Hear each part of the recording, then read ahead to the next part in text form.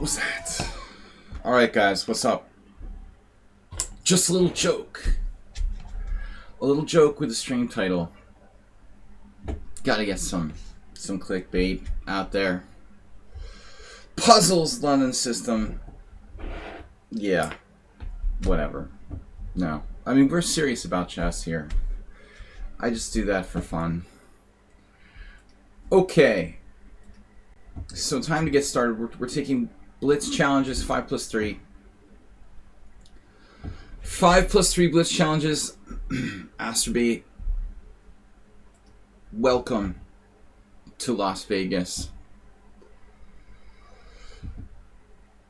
Interesting tournament. How did you fare yesterday, Mr. Astrobate? Ponda Blitz Swiss. A master is morally obligated to seize every opportunity to try to solve the problems of the position without fear of some simplifications. Fear of simplifications. Rated challenges are not welcome. Only casual 5+3, please. So this is our Blitz tournament from yesterday. Astrobate, where are you? You got yourself a bye.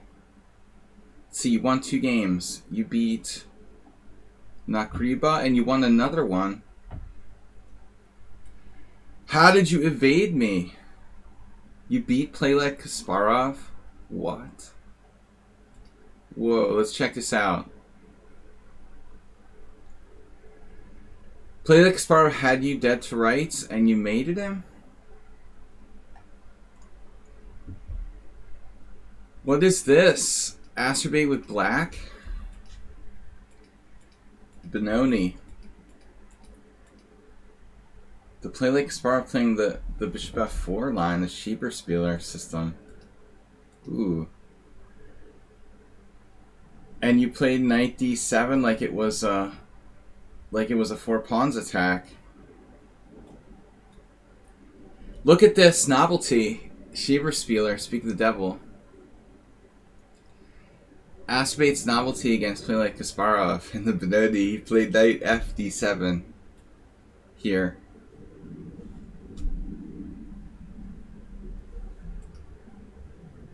Oh my god.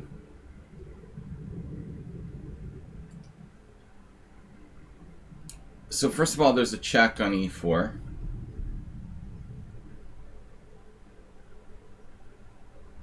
And secondly, our D6 pawn is hanging. That was a bad novelty by Astrobate. Never been played before, never again. So today's stream theme. Oh no. Oh no. Twitch did it again. Can't believe it. Try to have some fun and Twitch ruins it. Can't believe it. It did it again. I tried to change my stream title and it wouldn't stick. It reverted back to what it was before. Forget it. Puzzles in London system. That was today's stream title. Supposed to be. Can we get the bugs out of Twitch, please? They only make like $1 billion a year. They think they could fix their bugs.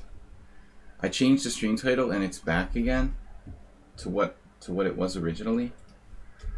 Dude, it ruined my fun completely. What the heck? It just reverted back.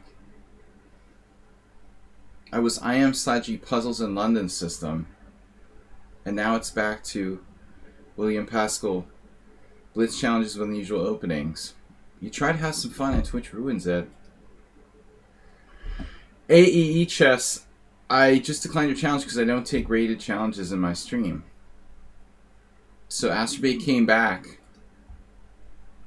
He's up a knight. I mean, he's down a knight and won. What? Oh my god. Look at this. Look at this. Astrobate in the endgame. 2 passed pawns. Nice job, man. Can't stop them both.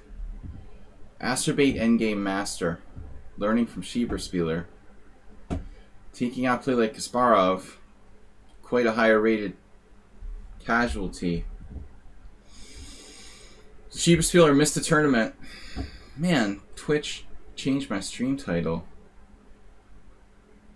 I tried to have some fun with it. The 1 week I tried to have some fun and I changed the stream title, they reverted it. I actually watched it change and it was correct, and then it went back. GM Sean. Alright. So the correct stream title is up. Blitz challenges with unusual openings. That's boring though. I want to do puzzles, bullet. The stream title was IM/G puzzles, bullet, and London system, and learning the London system. LOL not. Alright. GM Sean.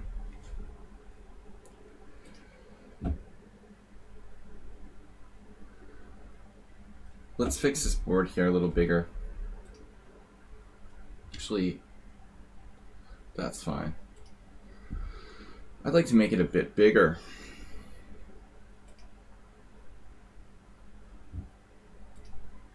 So, the Caro can't.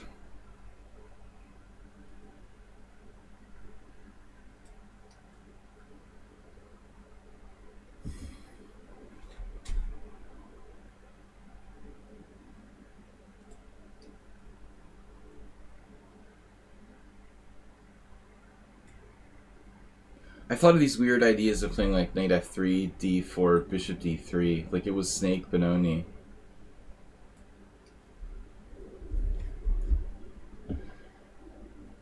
Snake Benoni in the Panov. This is Wednesday. We're doing unusual openings. Usually. Unfortunately, like most opponents aren't going to be gutsy enough to play d4.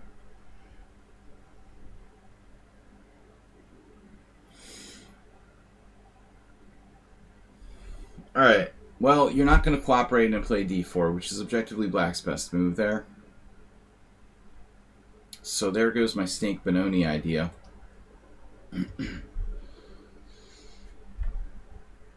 We could play like b4, a reti with e and c pawns off the board. Play the reti. This is cool.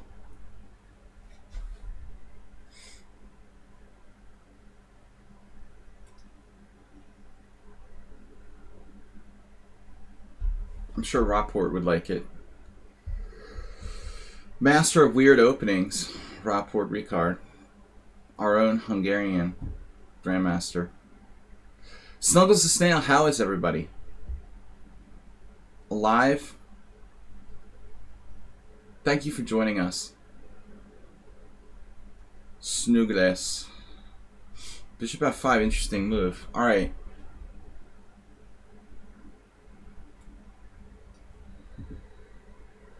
Getting his bishop outside the pawn chain, and I don't have the ability to play like queen b3 attacking b7. It's interesting. That's a move that would normally be available had I not played b4. Now my pawn is attacked.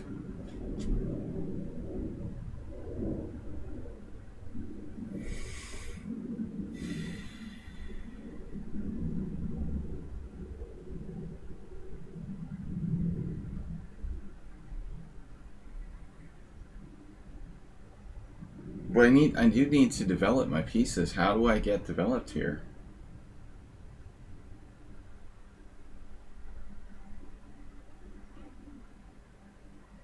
Just like bishop e2.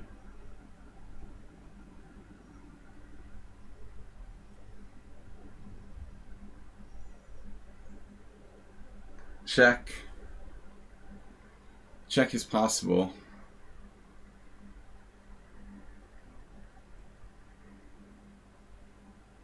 Check Benoni.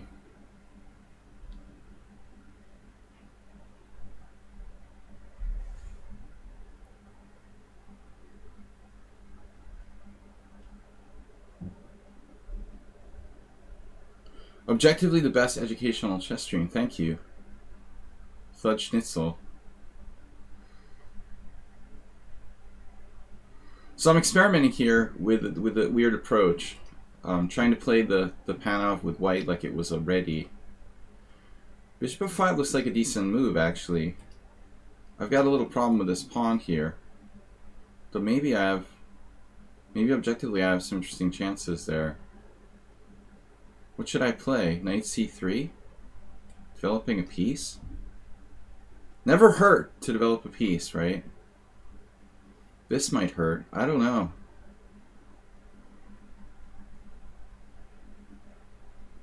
Blocking my own beloved bishop. What the heck is my idea here? Defending my queen? I don't think this really works. Takes, check, knight c6. Man, he must be doing a lot of quick calculations. And then knight d4. GM Sean, 1666.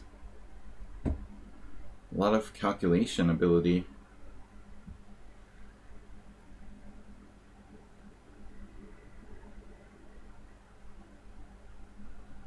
Thank you, Schnitzel. We'll take that as a compliment. I tried to change my stream title today to Bullet Puzzles. Bullet Puzzles and Learning the London System. Just all mindless endeavors. Just for fun, and Twitch just isn't fun. Like, it reverted my stream title back.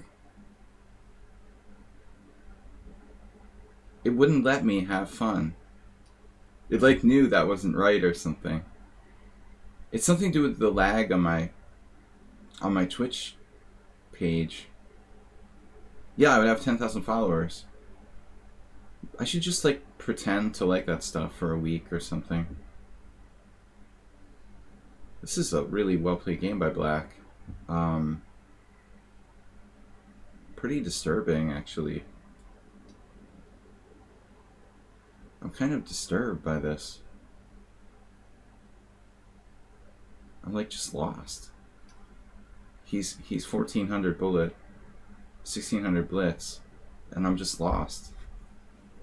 Almost lost, virtually lost in 12 moves after just a very minor opening experiment. Down a pawn with no compensation, let's say.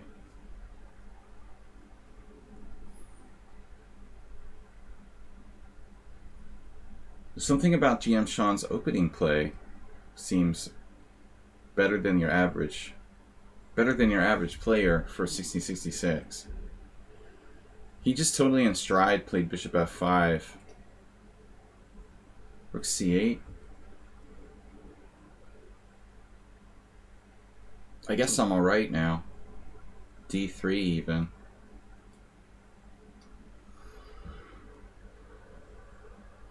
Down a pawn with the bishop pair to compensate. But don't repeat this at home. This is not good. Can I post a save link here? I don't think the Mubot like attacks links. Universitatea Cluj. I'm going to Romania next week. Transylvania.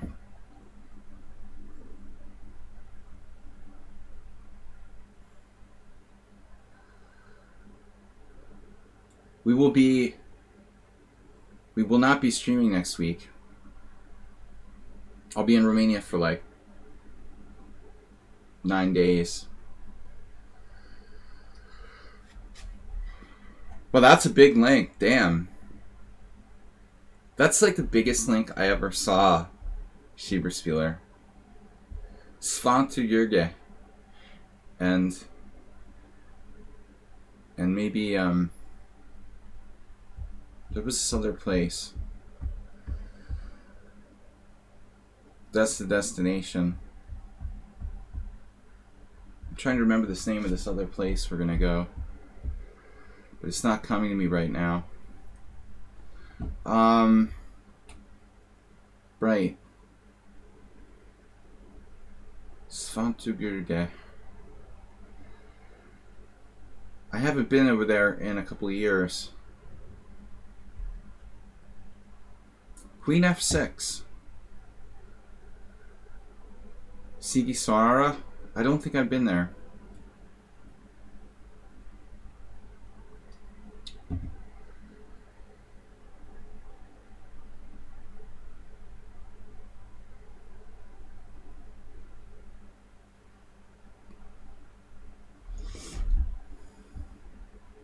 Man, this guy is aggressive. He's threatening bishop h3. Keeping pressure on my pawn. I don't like him.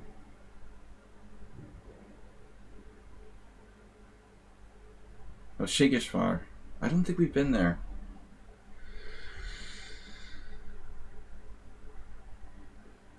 Everything gets confusing because there's Romanian and Hungarian names for everything.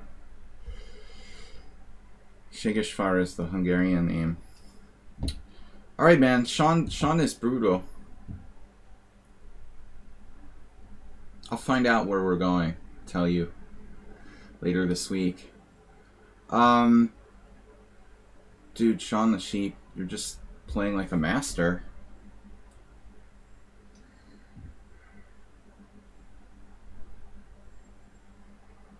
This is an interesting bishop versus this knight on d5.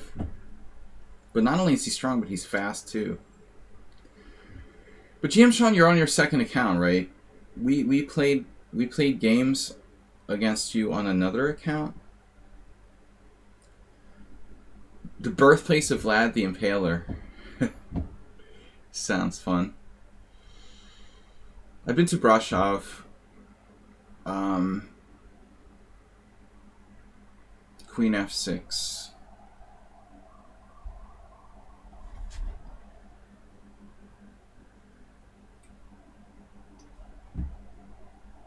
I don't know, dude. He's like master strength.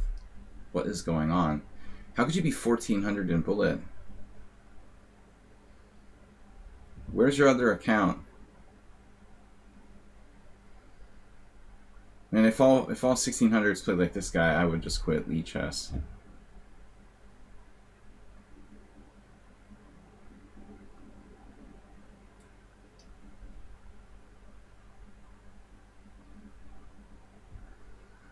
It's like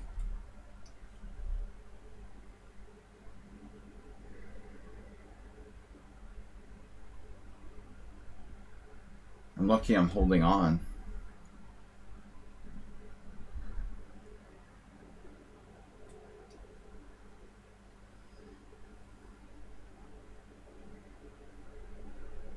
Maybe I should have considered bishop f3 there.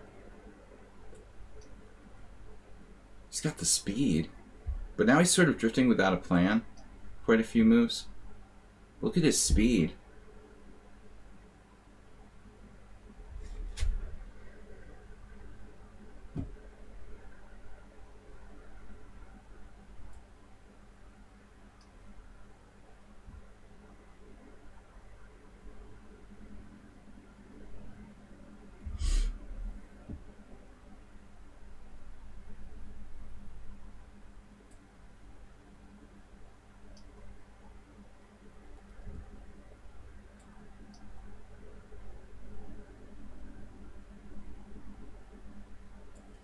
Finally, blunder.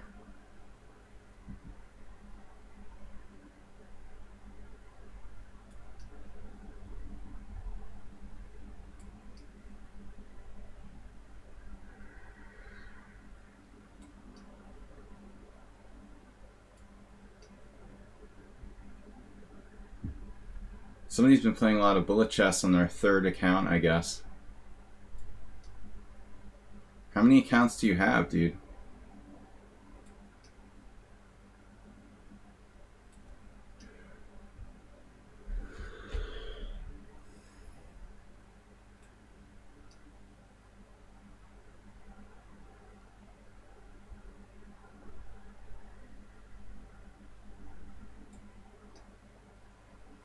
He will trade pieces. I don't think he's going to resign.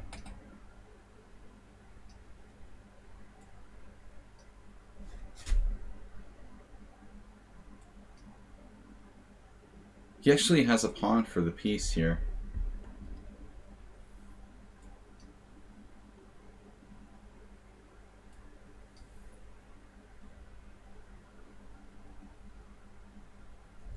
I don't know, man. I don't think bullet is your weakest time control. He's 1400 in bullet, but his lowest rating is bullet. He's playing the whole game like it was bullet. I see a lot of people like that. You should be highest rated in bullet, probably. Like 1900 bullet. Yeah, it would be good to resign when you're down a piece for nothing. But it's like, you get this sort of momentum going, you know? And you don't want to stop. The momentum. Alright. Do I have goal? I'm taking challenges. He took his time. You call that taking your time? Okay, it was a 51 move game. He was much faster than me, though. Yeah, he used his time. It's true. Better than most. Universitate is a good bullet player who doesn't use his time. I'm constantly complaining about this stuff. Alright. I know I gotta stop crying about it. It just drives me crazy when people play too fast. Why resign? Well, you have a lost position and it's hopeless. That's when you resign. Sean Pinto. You resign in a position where you have 0 chance of winning against the master, and you don't waste your time at that point. When you're down a clear piece in an endgame, you resign. I resign. You know, you should resign too.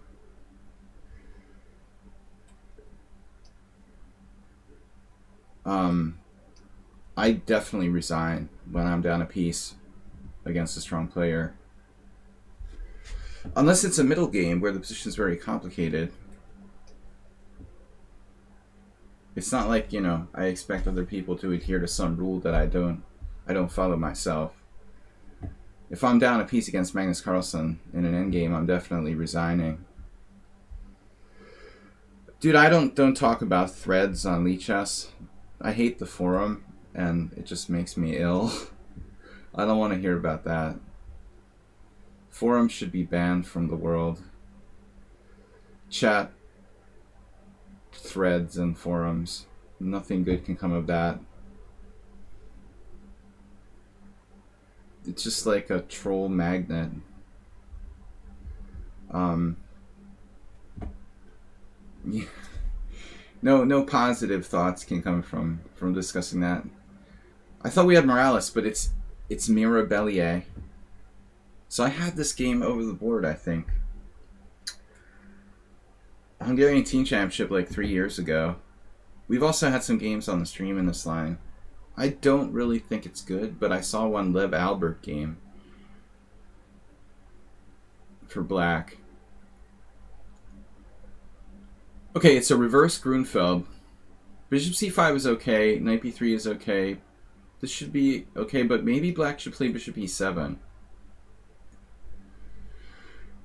I guess that's the question here for black. Objectively. Should you play bishop e7? Or is bishop e6 better? So this is my exact game from Hungarian Team Championship 3 years ago. Against this guy, Piroshka Istvan, who's like an old FIDE master who drives me crazy. He was like the most annoying player I ever played. One of the most annoying players I ever played. I think I have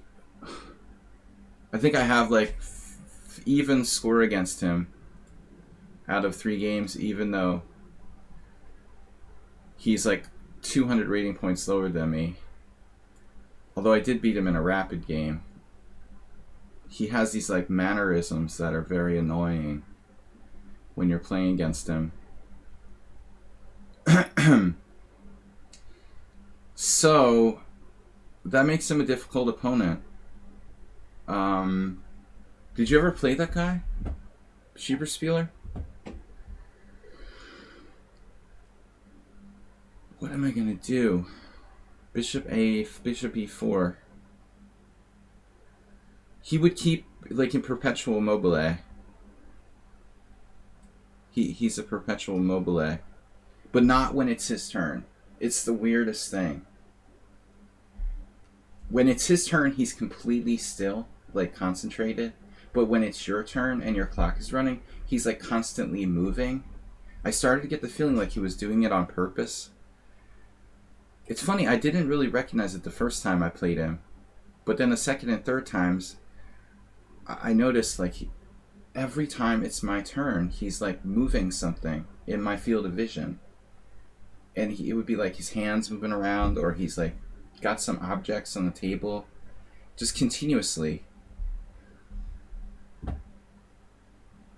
At some point I started to go crazy. I screwed up two winning positions against him because I couldn't concentrate.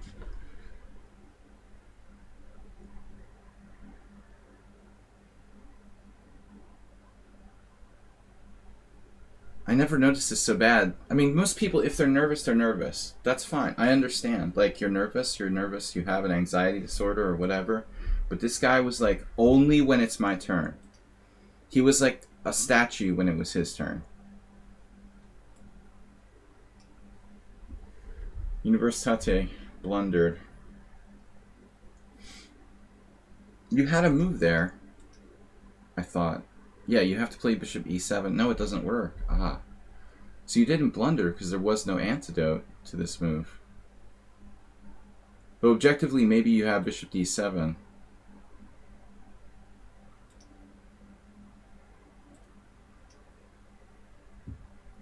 Maybe he has some secret move now. He has a defense. No, he lost.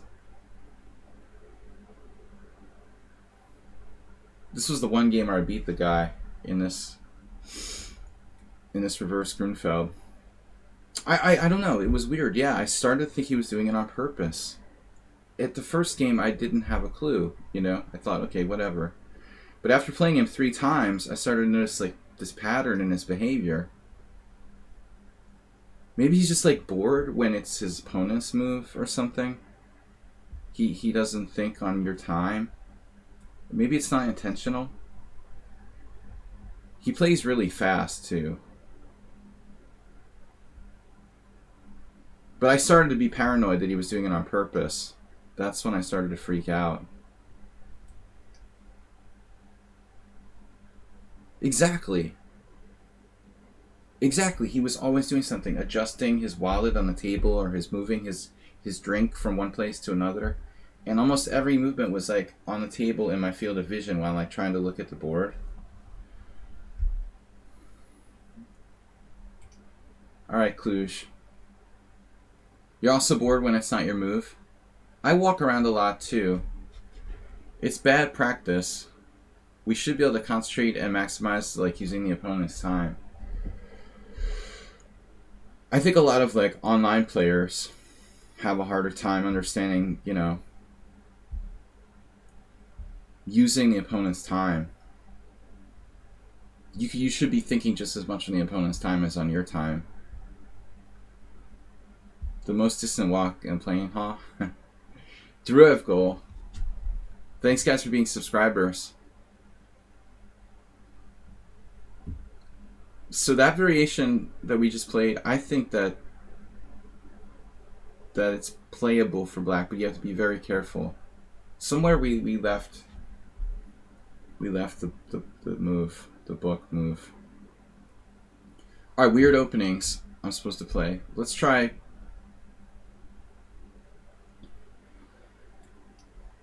Let's try e3. I didn't go with a weird opening last move. Your opponent once tried to pull a Kasparov by being late to the board with the coffee. Oh, like the late shake of hands?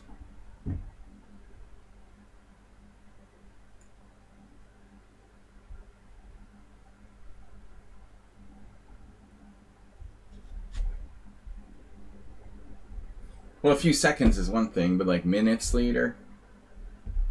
But I guess it's alright. As long as he like shakes hands before he makes his first move. Kind of. Playing pool. Right. Yeah, playing pool. Yeah, I started to go berserk during the second game with the guy when he was doing it. I noticed it really, really obviously. And like he didn't understand what my problem was. I mean, I don't like talking to the opponent during the game. And the other thing was, I don't think he really speaks English very well. And I mean, I can speak Hungarian, but basics and a complicated idea like you're bothering me by like moving in my line of vision is hard to explain. You know, I don't know the exact right words. This moving, you know, to explain that in Hungarian would be a little complicated. So I was like just bugging out. I ended up getting really low on time and eventually like blowing a win in my time pressure.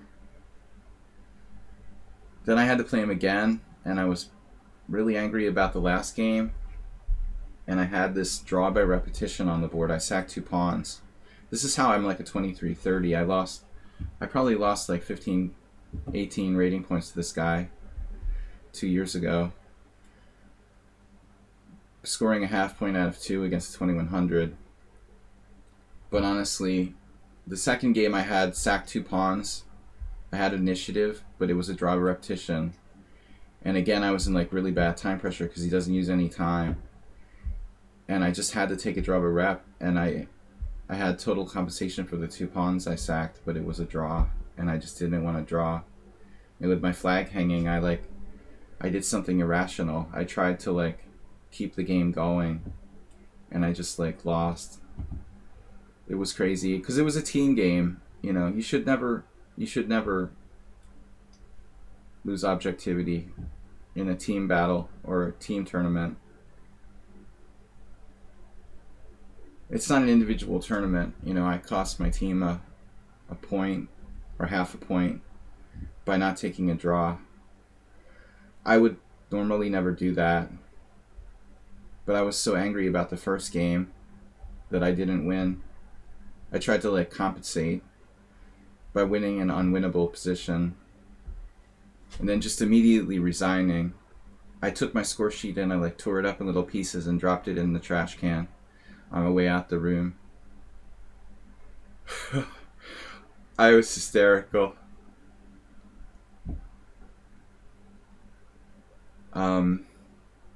Let's try something fun here with d5. I've only done that on like maybe one other occasion.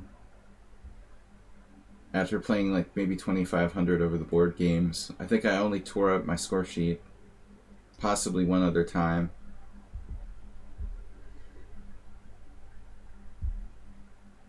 Well, yeah, I mean, the arbiter might get pissed because they're supposed to have a copy of the game, but they had a copy. It didn't matter. I mean, that's my person. It's a double-sided. No, it doesn't matter. It's a double-sided. I don't mean like my copy at the board. Like the arbiter came to the board, signed the score sheets, gave me my copy. I walked out the room and like ripped it up in little pieces and threw it in the trash. And so he could see how angry I was. I normally wouldn't behave so childishly, but I felt like his behavior had affected my results the last 2 times we played.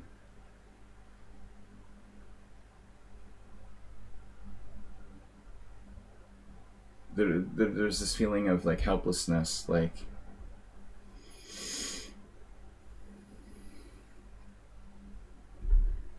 anger management.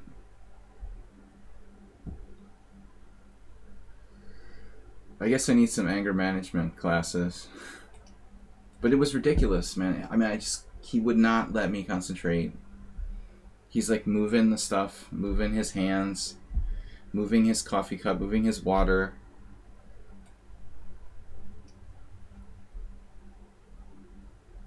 And then complete still when it's his turn. And he's trying to concentrate.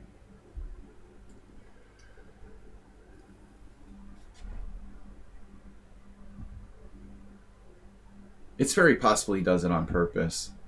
He seems like a nice guy on the surface, you know, outside of the actual game. At first, I didn't suspect anything. He seems like a completely normal guy away from the board.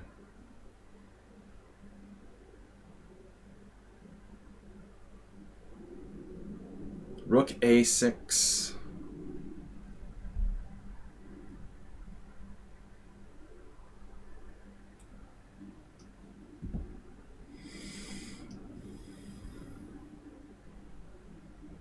Okay, so we played a weird opening. I mean, like a reversed Polish.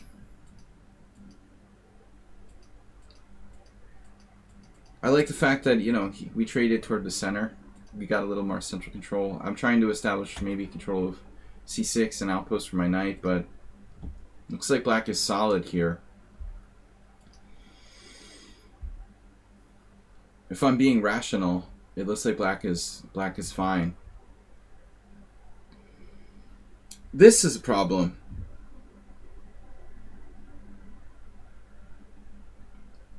I think that I should have placed the knight on c3 instead of on d2. This is going to cost me.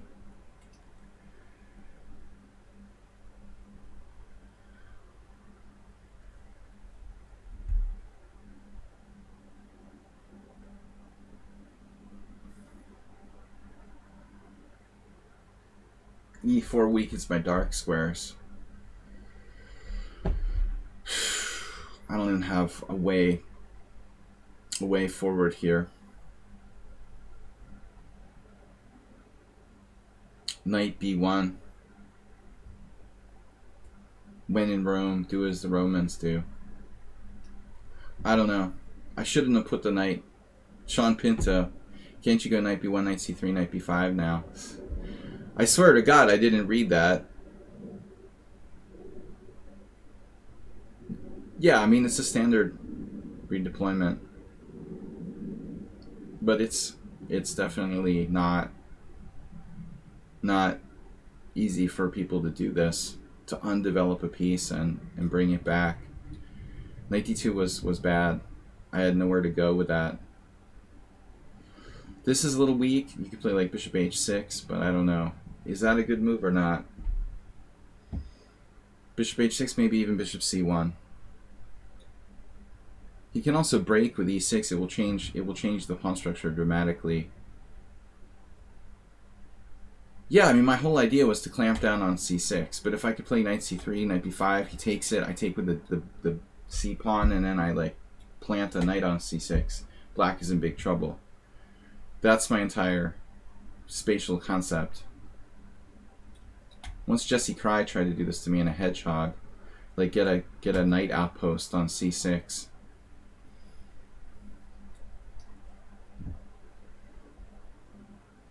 It can happen in a hedgehog. Basically, black's position is kind of like a hedgehog. But if you get an outpost on the 6th, I mean, that's what Tartakover said, right?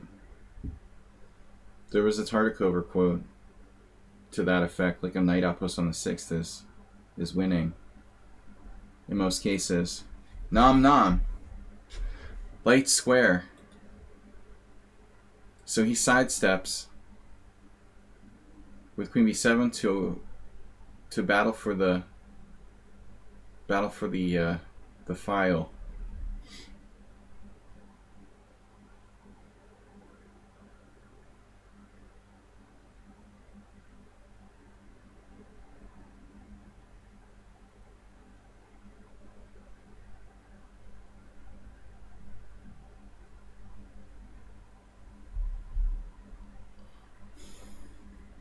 f4, bishop f3 is an interesting idea.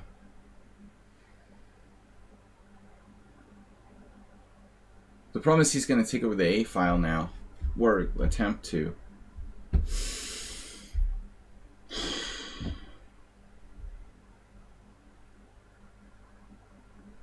It looks like black is fine. I can't believe I have time for f4, bishop f3. And he's going to play rook a8. That's the whole plan.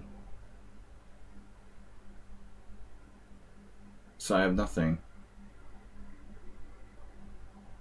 I mean, I have no way forward, is what I'm trying to say.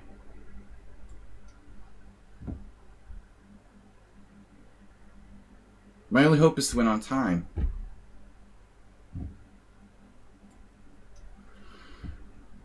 I'm playing the... I'm playing the pork chop now.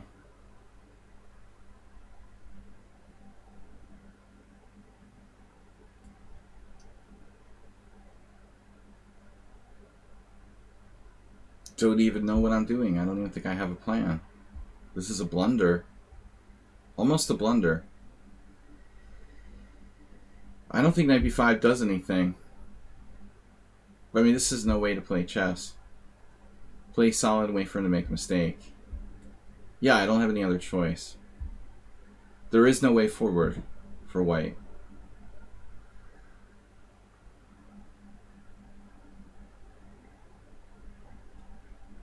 He actually had a tactic, I think, prior.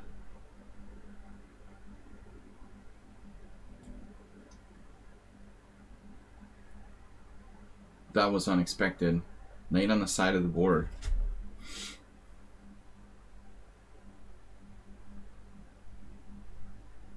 Wow.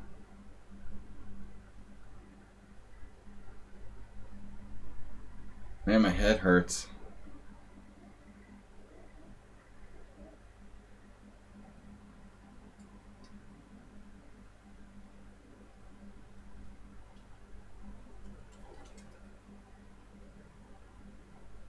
My head hurts. Make it stop.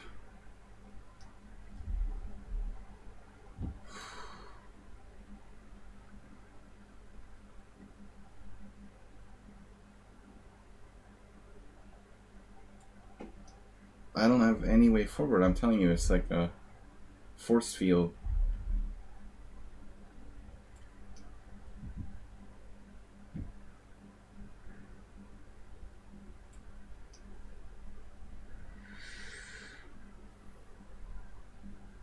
Num num light squares?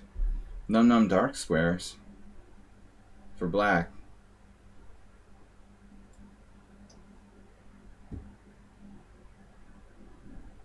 Finally, he goes for an exchange. Yeah, it's a draw. He missed knight g4 check.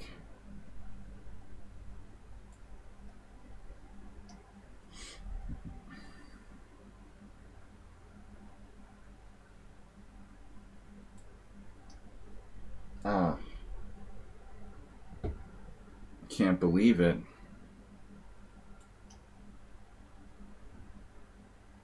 He hung his knight and I didn't take it.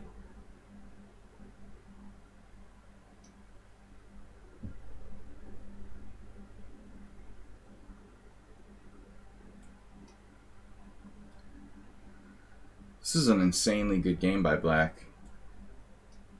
I mean, knight a1 definitely seems unwise.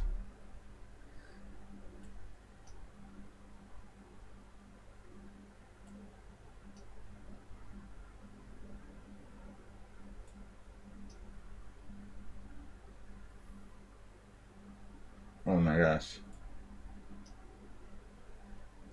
Now I'm losing? What?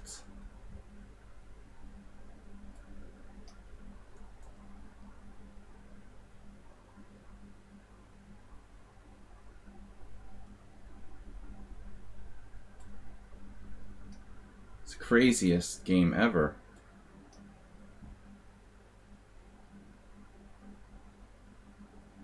He put his knight on a1 to play for a win.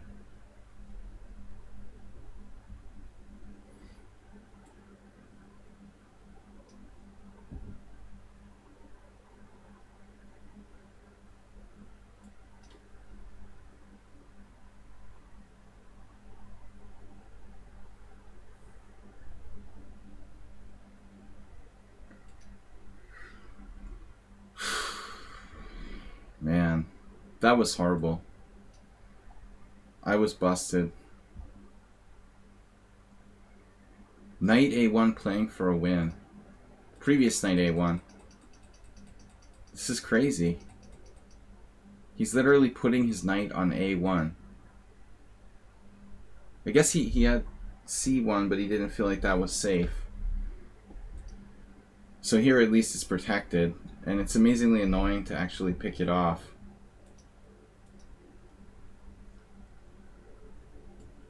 And I lost my c-pawn in the process, trying to win his knight on a1. What a weird game.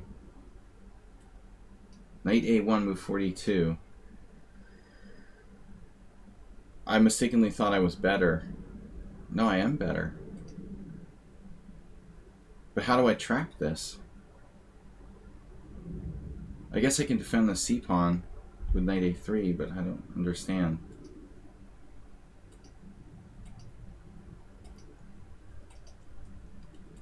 I was winning, but what do I do about this? I have to play knight a3. Guard this. And if knight e5 check, king e2. But it's hard to believe I'm winning here. You know? How would I win exactly? Like, how do I trap his knight on a1 or even win anything? The computer says it's like better for white by 1.7.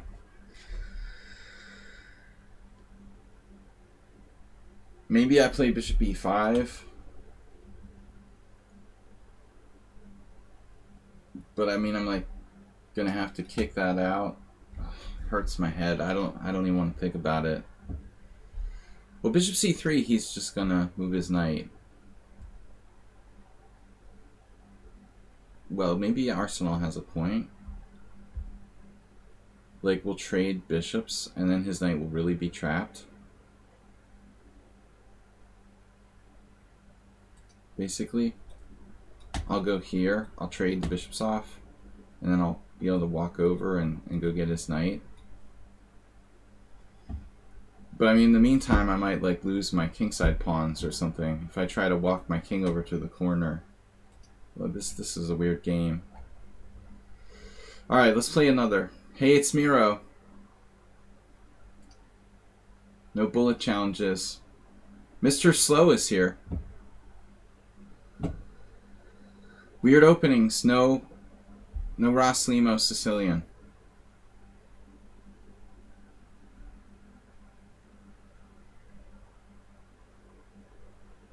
I'm trying to think of something fun.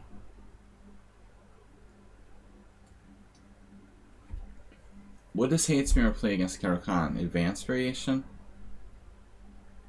I wanted to try something new in the advanced variation. Alright. This is my secret preparation for advanced variation.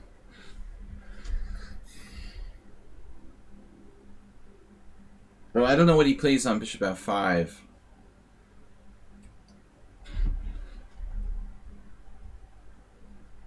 Yeah, I was looking at something interesting, Schieberspieler. Have you seen h5? Bishop f5, h4, a6? f6. I always believe in Ben Feingold. This is a bad move, I guess. But I would imagine that, you know, thinking about it objectively, I would imagine that it may not be that simple, you know. It's like, if white doesn't know what he's doing, it could be quite playable for black.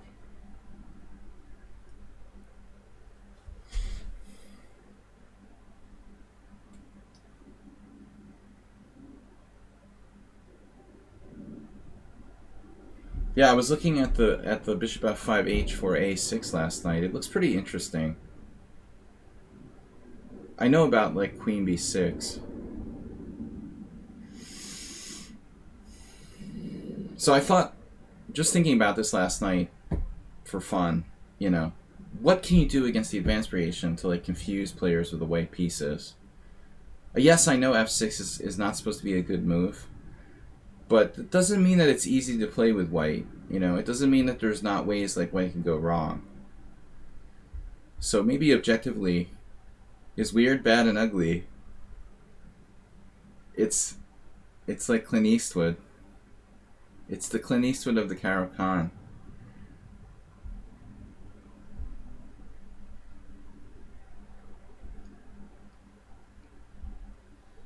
Thinking of Western movies.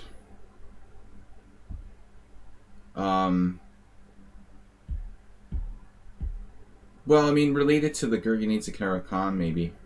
Should I take? Always take. I learned that from a grandmaster. The good, the bad, and the ugly. Amazon was like recommending Western movies yesterday in my Amazon Prime account. So I've got Clint Eastwood in my mind. But, yeah, I think it's a bad move that might have some practical value. That's why I was looking at it. Just aren't that many options for black to try to confuse white. I looked at like the best moves according to Stockfish after f6, and yeah, I mean it looks like objectively if both sides play really well, white's gonna have a rather large advantage. So it is what it is. Nimzovich is in the house here.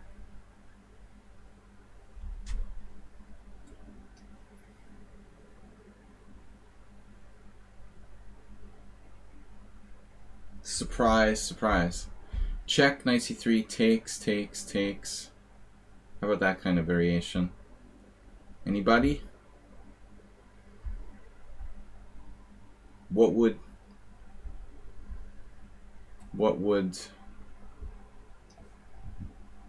crazy grandmaster do? Knight takes d4 might have been preferable. I don't know. They're both playable Arsenal, I would imagine. But I think it's thematic the way he's like, you know, kind of keeping e5 down with queen takes. Knight f3, bishop b5.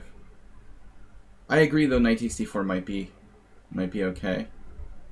Not sure it makes sense with f4.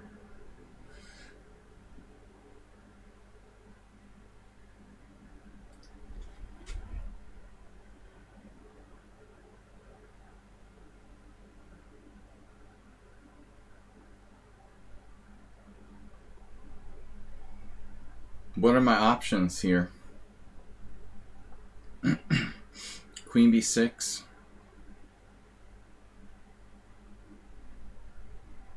We could sack a pawn. Bob, sack a pawn to f6, e6. Let's just do e6. Screw it, man.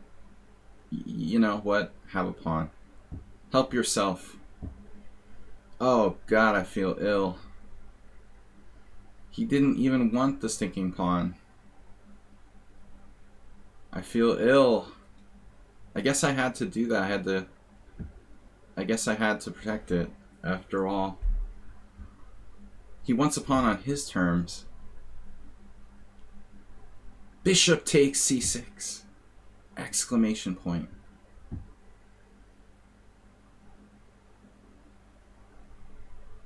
Well, I guess we're sacrificing a pawn. That was the plan anyway. Yeah, I don't know. I should get into the old westerns. I had this old TV show thing. Too tired to watch like movies after work.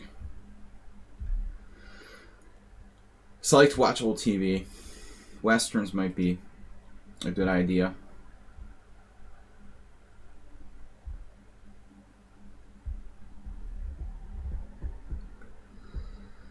Knight c6, bc6, bishop c6, rook c8, bishop takes d7. Trade, down a pawn in an endgame. But maybe black has a little bit of compensation. White is a tad overextended and lacks development.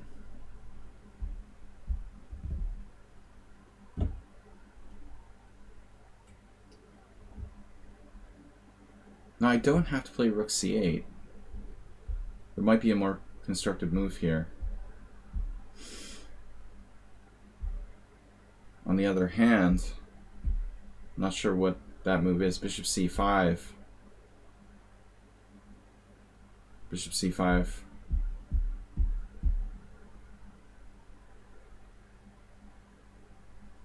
Makes sense.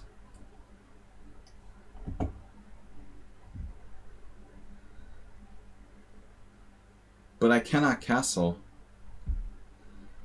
I can play knight f7.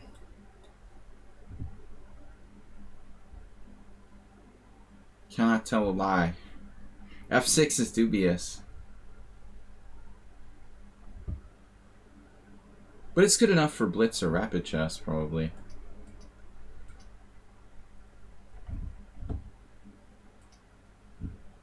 Kovalenko.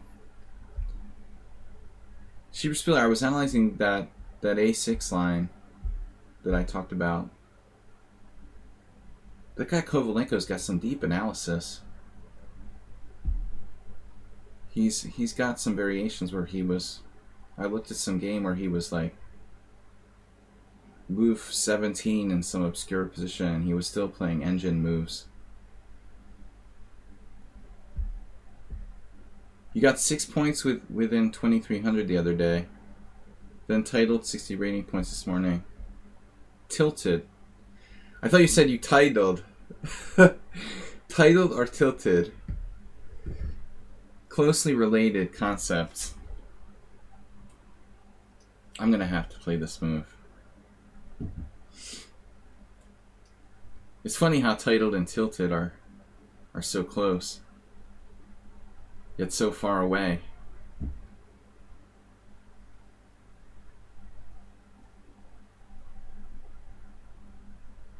Positional compensation or rubbish? You make the call.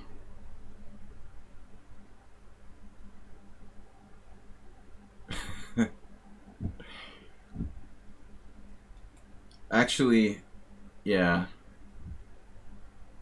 They can go hand in hand. Not necessarily. The f6. Caro Khan. Looks like we're doing well. Take knight f5. Do I really want to hurt me?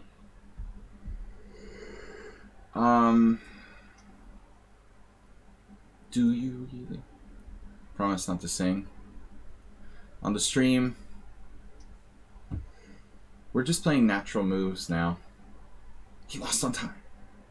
Black has compensation. I'm talking fast like Emery Tate. Alright, black's better.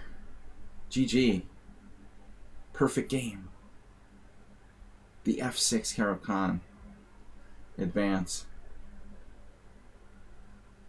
We actually played alright. The computer says plus, and Arsenal is right. Knight takes d4. Arsenal. Computer is fully approving of knight takes d4. That is like... What do you... Yeah, that knight is there. It's there. It's big. It's a chonker. This knight is a chonker on d4. If my best move is a6, I'll be in a lot of trouble. I don't like that. It's just like I played f6 in an inappropriate position now. So it looks like CD is bad. CD is bad. We must play knight c6 first in the future. Okay. On to the next game. Mango Meister Chess Falcon. But Arsenal subscriber to the stream. Arsenal had a good feel there. Maybe Feingold is right about f6 in this case. I still think it has practical value, man. I mean, there's a lot of people, right, who memorize openings, and if you play even the slightest move out of book, they like melt down into little babies. Like, that's why I play knight h6 on move 1. There's lots of players who are 2300 in book positions, but if you take them out of their book, they're just like, you know, completely helpless. I don't think that Miro is like that, but there's a lot of players who are. They just they lose 300 rating points of strength if you take them out of their prep. So moves like f6, although objectively bad, have a place against certain players who are like memorization oriented. No, let's play Arsenal. Oh, Mr. Slow is up.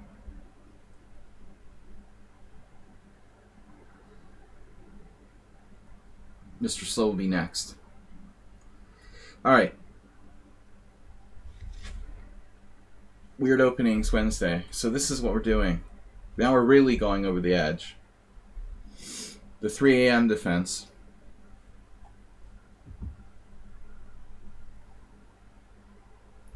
Please don't destroy my favorite opening. The critical continuation. One of the critical continuations.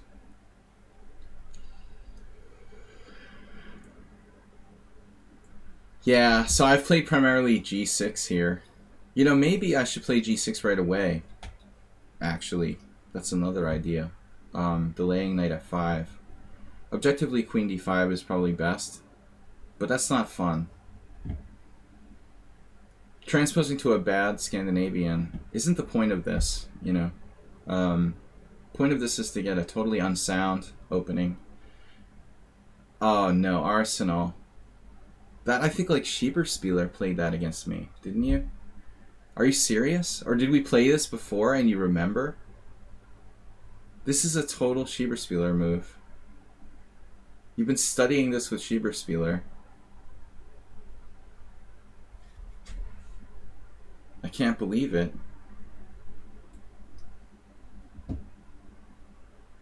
Nobody plays bishop f4, bishop e5.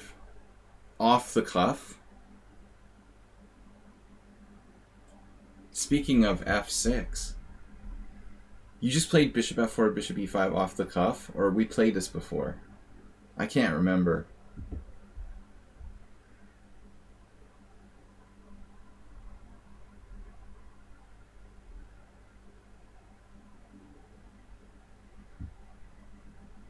Well, I mean, at this point, you can't hold me back now. Right, I was white, I remember. And you did the exact same thing with colors reversed, which is even... Well, I mean, I guess I had an extra tempo, so that helps a little. I think I survived that game somehow. Maybe it was a draw. I don't remember. But you were definitely, like, right on the right idea. It looks like one of the best ways to handle it. But I'm surprised Arsenal found bishop f4 so quick. I'm suspecting that maybe I played against them already.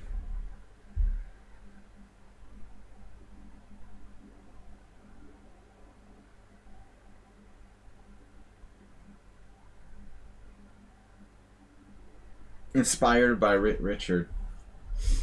Yeah, I mean, you gotta go nuts now. This is like Rockport City.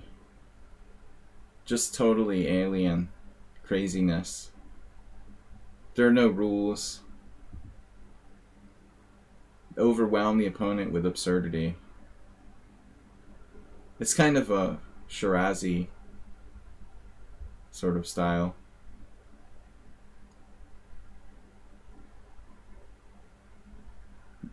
You got to give Rockport credit for being creative.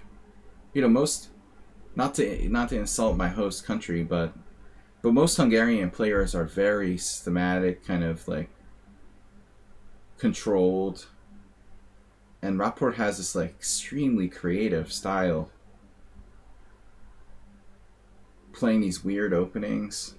I mean, that is not typical for a Hungarian grandmaster. But he was trained by a lot of outside coaches and stuff. Arsenal just went nuts. He went nuts. Arsenal, do you ever play Chess 960?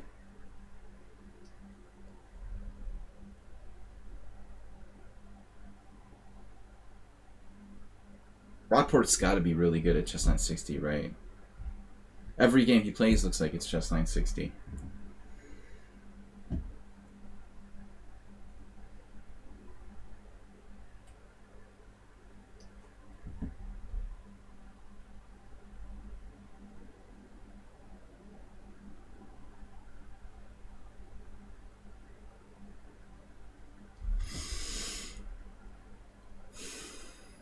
Maybe I should develop my pieces.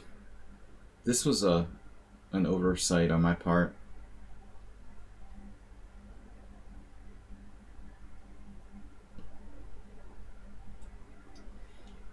Famous last words. Maybe I should develop my pieces.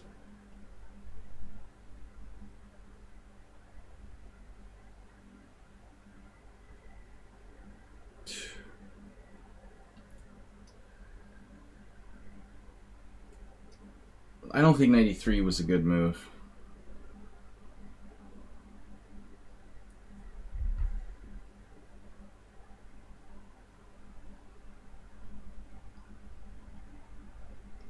That's cute.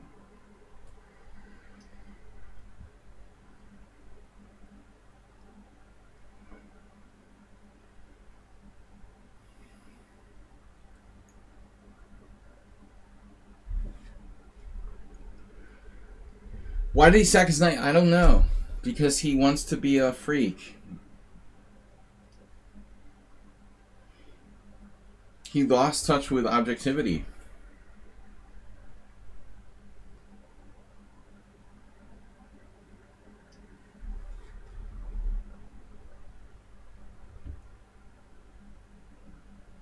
But weird openings have an effect on people sometimes. They don't like it when you do that.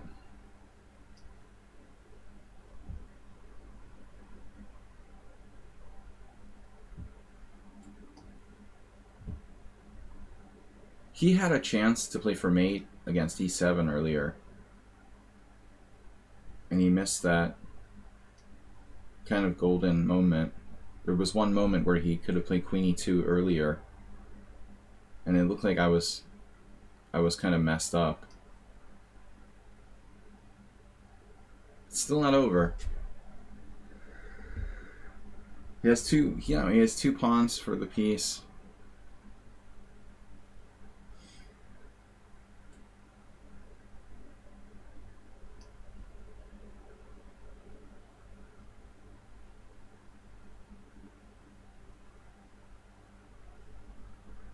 Sort of come back to reality here.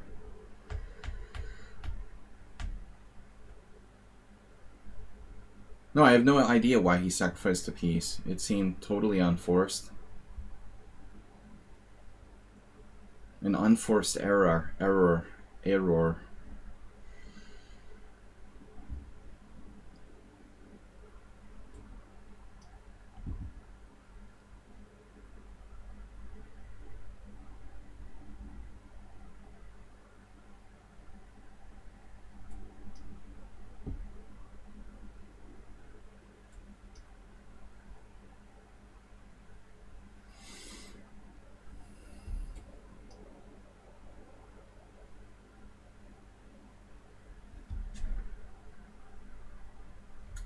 Yeah, this bishop is a good bonus piece. So now he's really screwed up.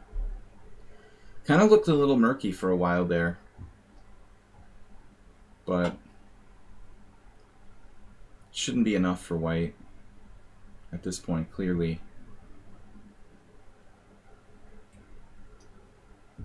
My bishop can't get trapped. As long as I have bishop g2.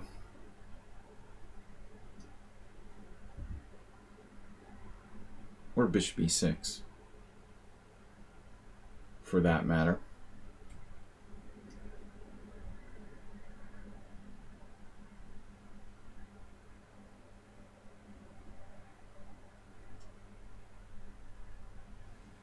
Rook takes, rook takes.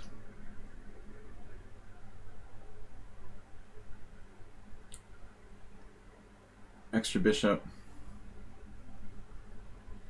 Mr. Bishop. Mutiny against Arsenal. Give me that. Oh no. All right.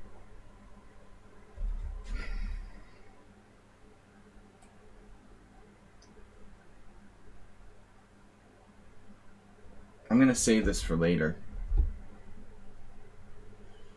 Just to not give you any counterplay.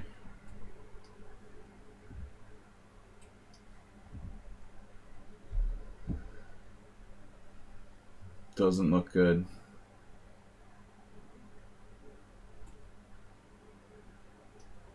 Limited counterplay.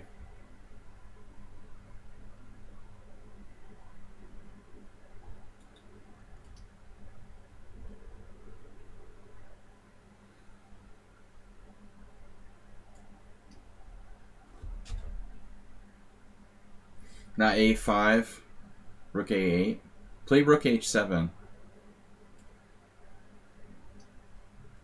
You should definitely go for rook h7. Alright. No. Yeah, Arsenal went nuts. He actually played maybe like the best move. Bishop f4. This is Schieberspieler system. I have a tournament game where my opponent played the lame bishop e2. But, yeah, man, maybe bishop f4 is best.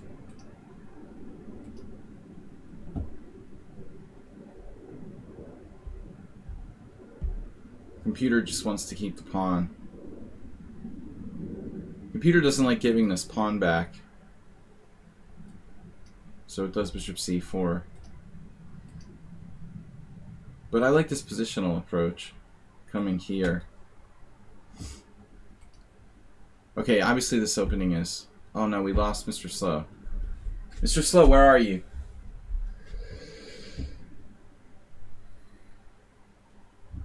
There he is. Guys, I got about another hour before I have to go. That's what I call the 3 a.m. defense. Let's try the Nimzovich.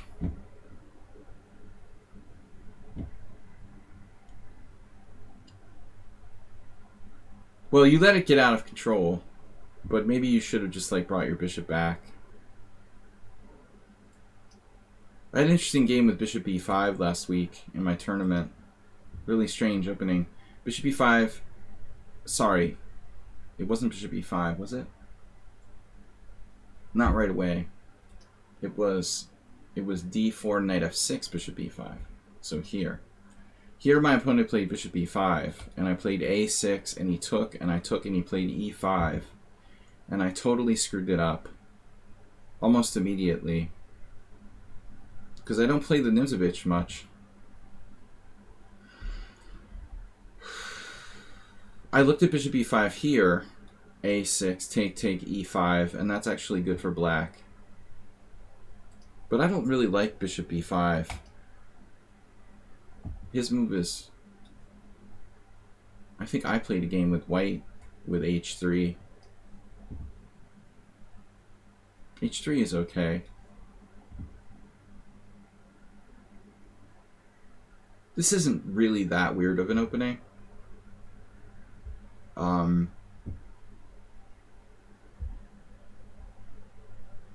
It's basically a form of the Pierce. Bishop g5 is interesting.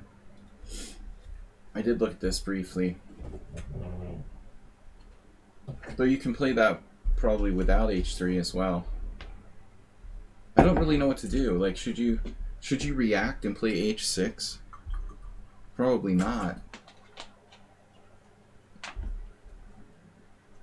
Okay, I'm not afraid of like queen d2, bishop h6 here with h3. You know, this sort of plan doesn't really make sense. I mean, he needs to play like h4, h5, and that kind of thing. You know, so objectively, black should just castle, and it's just a game.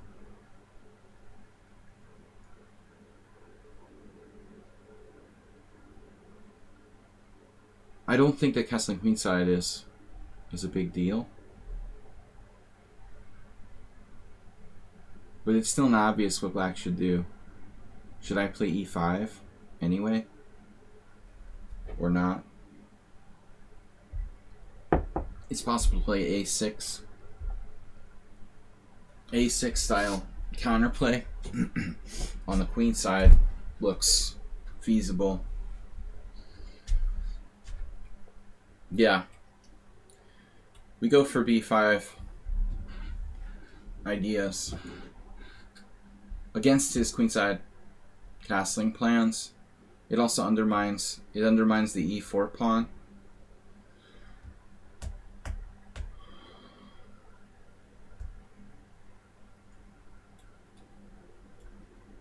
Trying to undermine that pawn by knocking the knight out. Plus, we can try to fianchetto later on this diagonal. Now, if bishop h6, see, this is a bit weird, g4. Fine. Be that way.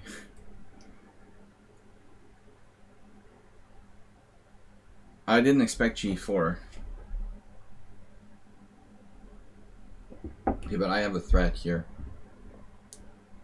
We can do rook b8. I mean, it's like... Sorry about resizing the board. It's like a King's Indian. Let me fix the board.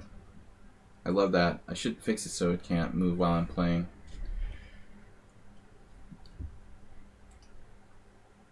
Don't you love it when you do that when you're like in time pressure? Grab the board and like...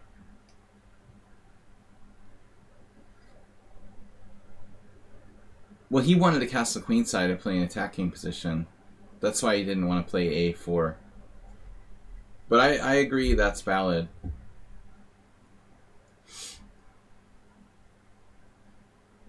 It's almost a little like a Roy Lopez.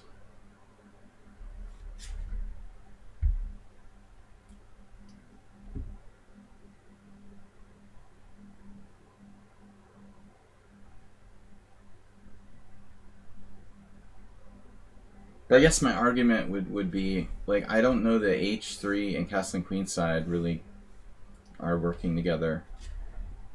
This was not on the radar.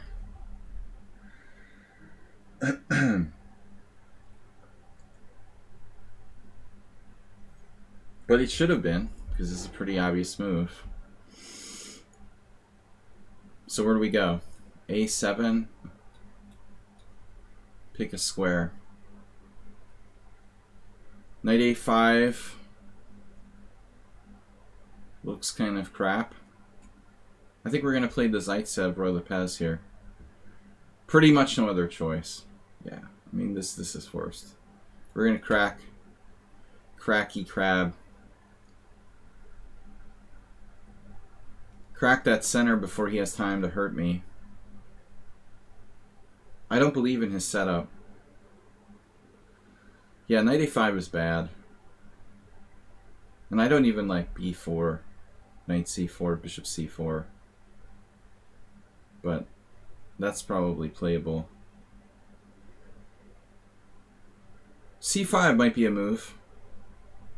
But I like, you know, I want to destroy his center so I can just crush this diagonal. Both diagonals. If I play c5, the center remains intact. Although I would be threatening b4. No, I mean c5 is a candidate move. Of course, he can always take en passant anyway. We should be prepared for that contingency. No matter what I do, you know.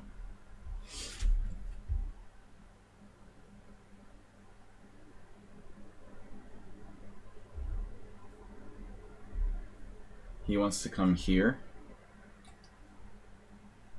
Now there's like knight d7, knight b6, knight c4. But I also should consider e6, honestly, or rook e8.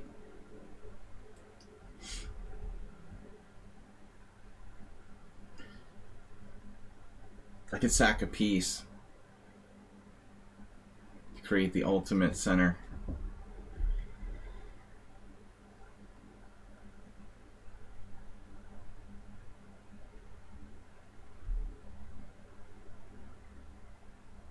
Yeah, I mean, maybe that c5 idea will prove to have been very important. This knight d4.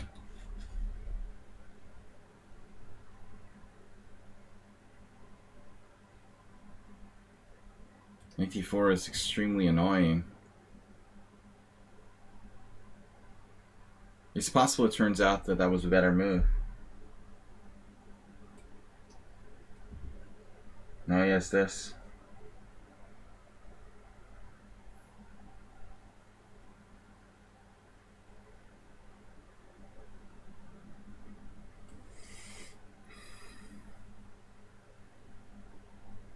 I mean, I really thought he was going to play knight d4 directly. Traded off his center pawn. That doesn't seem right. Central pawn.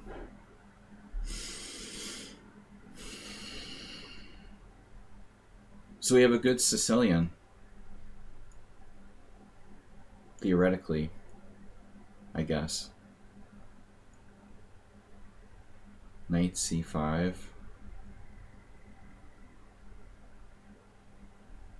This wasn't the original plan. Knight c5. Knight d4. He's still got that move. Knight c5, knight d4. Bishop b7, b4. That's hugely annoying.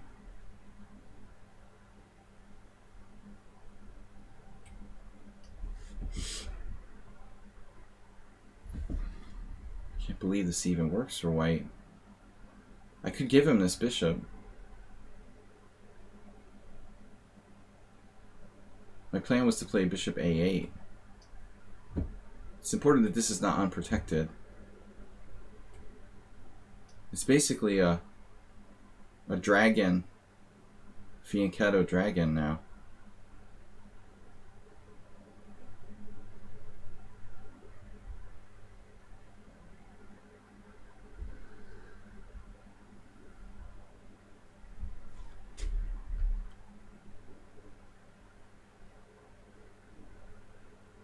But he's been very resourceful.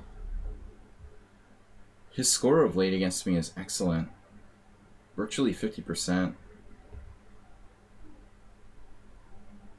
in the last 20 games. Mr. Sohan has been a big supporter of the stream. He declined to be a VIP. He likes to stay out of the spotlight. But he's been very, very helpful.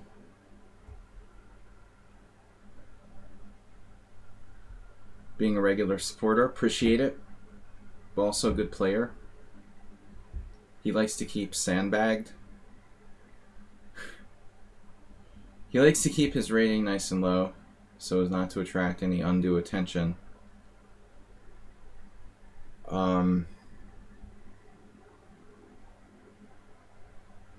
Which way do I take?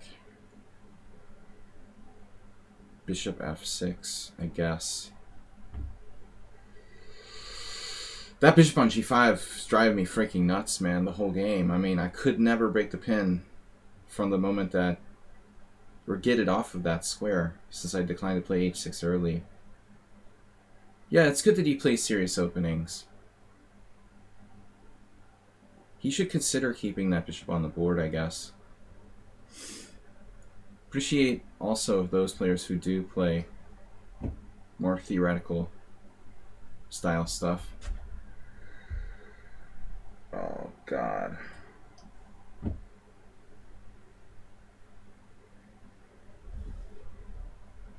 Go. The what? Where are we? Okay, we're just in like craziness bullet mode.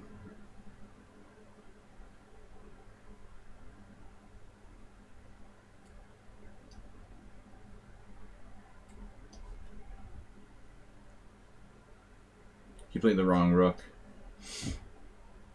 The other rook. Your other brother. Yeah, but I mean, basically the game was good until this point where he went berserk. I don't think you should exchange dark square bishops, though. I'm not sure. Let's go back one more move.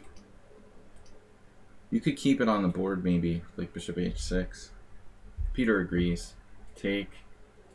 Anyway. So he's got, like, if this pawn was back on g3, it would be better. He's got some dark square weaknesses around the king side. I could have played g5 right away. I was worried about my d-pawn. This is my first idea, literally. But I didn't like this.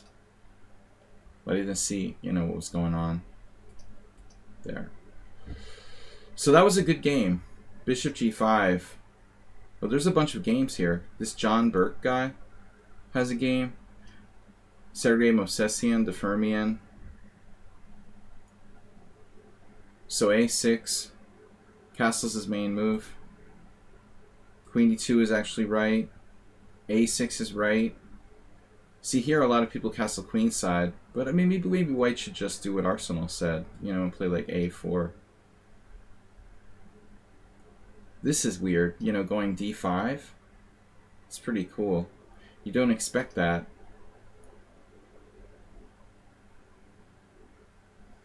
Alright, next game. Thanks, Mr. Slowhand, for the battle. Spectacular Camel. Thursday subscriber stream. Don't forget to create the study. Get to work. This is an interesting line. I like the Nimzovich. It's interesting. There's not as much theory as a lot of other openings, but it's also not. It's technically also a Pierce. It's not necessarily a Nimzovich. It's also a Pierce. So it's classical Pierce / Nimzovich hybrid. You can reach it by either move order. I should really try sometimes using the Pierce move order to mess people up or confuse people. Subscriber stream on Thursday. That's tomorrow already. Next week I'm going to Romania. We'll be streaming Monday. We're going to be down a while. So I got a canceling rated challenges. We only have 45 minutes. Any other subscribers to the stream? Sumaher? I like to take the subscriber challenges first on Mondays and Wednesdays. I made only 3 mistakes. No inaccuracies. We try to keep our mistakes big. Nakriba. Thanks, Arsenal. Chess Falcon played in our tournament. Appreciate you guys doing that, taking part in our events here and watching the stream. So Yabatis is still doing the game collecting. Yeah, send him the game. If you guys want to submit a game for tomorrow night's stream, absolutely. Yabatis handles the game collecting, and Mr. Sohan handles the hype train. We didn't get a hype train on Sunday. Asterbait stopped being a hype train conductor. E4, D6. We only have 1 hype train conductor now. The Pierce, unfortunately, alright, we need something original here.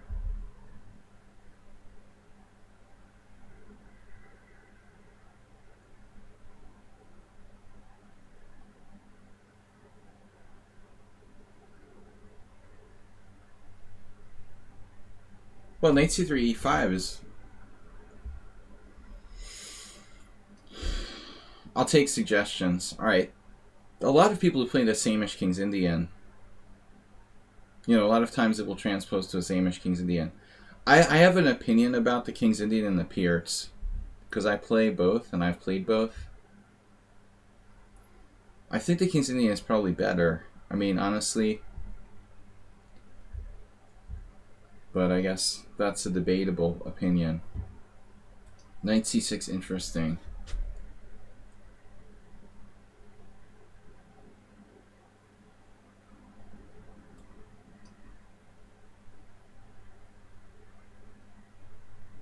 Mr. Slow plays, for example, very well in the Samish Benoni. Bomb Cloud. Yeah, I was going to do a London System bullet puzzle stream today. Tomorrow will be the Bomb Cloud. E5. Okay, so pawn takes pawn is probably nothing here for white. This is an interesting approach by black.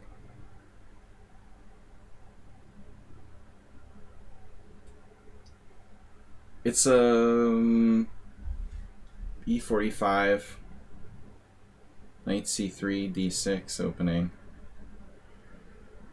What do you call it? Is it a... Is this like the Philidor? A kind of Philidor? The Philidor and the Pirts are closely related. I mean, there's no question. Fantasy Philidor. E4, E5, Knight F3, D6, F3. Oh wait, that doesn't work. E4, E5, F3. Is that an opening? Does anybody ever play that? E4, E5, F3. It's the reverse Damiano. Now the moment of truth. Do you really want to castle queenside? And if not, what are your other options here? Not a lot. Maybe we could backdoor into a fianchetto. But I have my questions about that. I suspect that at G3 may not be that good. G4 definitely could be a move.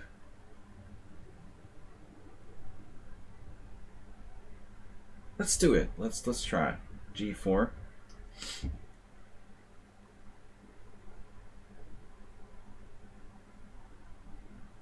It's like a Pirts where black is a fianchetto, dark square bishop. Yeah, I mean you have to put the Pirts and the Philidor in the same family of openings.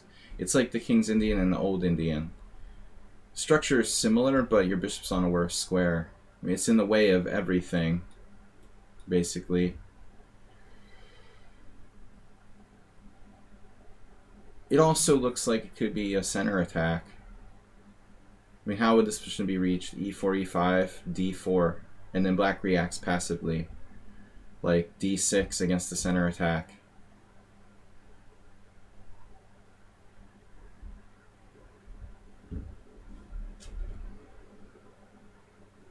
I'm not big on castling, you know. I think it's better not to castle unless you have to. This is my joke yesterday. New theory. Try to avoid castling when possible.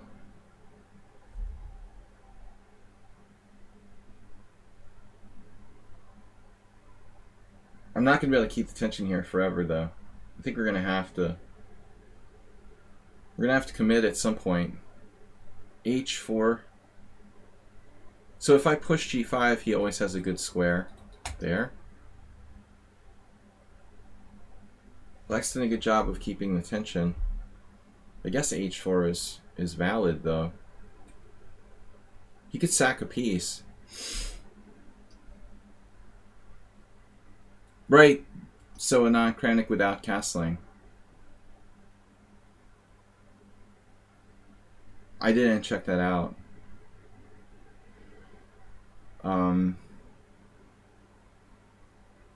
But I mean, you know, normal chess without castling, where your opponent can castle, or does, and you don't.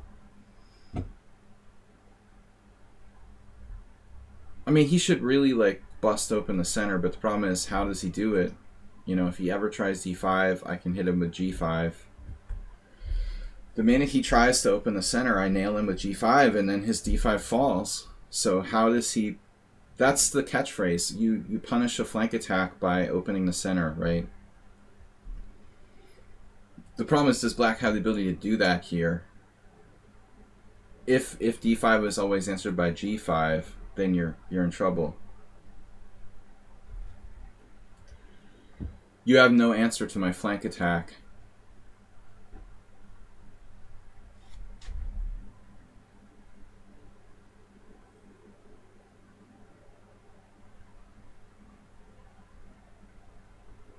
My suspicion is that the black opening is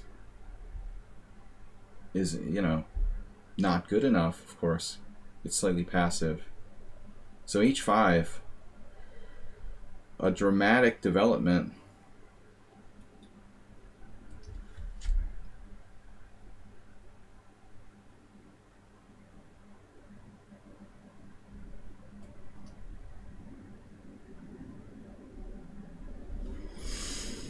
Final frontier. Yeah, I mean, white is huge. Huge. Hugo. But eventually we will castle. I think now is the time. The time is now. I'm ready to castle. I had a dragon last week in my over-the-board tournament where my knight was on h7, or, I mean, could have been on h7, and I know how bad that could be. Personally, I know. This is what I feared, and my opponent didn't do it. He like opened the game with g takes h instead of playing g5, smashing me with space. I was very concerned about g5, but he wanted an open style position, which was fine.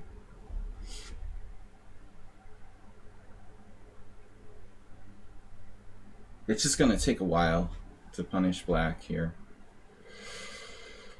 Alright, so now we're winning tactically. He has to take with the knight, and then he drops his e5 pawn, and the whole show starts to fall apart. Got this diagonal, and the dark squares. The dark square bishop goes, and then the dark squares start to fall apart. Guys, we have about 40 minutes left. 40 minutes. So I've got time for 2 or 3 more games. I've got challenges from Chess Falcon, Wizard, maybe some others that dropped off. The goof out having kittens. Eddie. I played Eddie twice. First time he scared the living crap out of me. He almost killed me in a Kyrie's attack. And the second time I beat him, he was crying like a baby after he lost. Not crying literally, but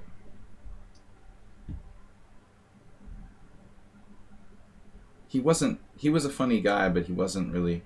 He was like a KGB friend of the KGB, supposedly. Then he later immigrated to the United States, which is really ironic.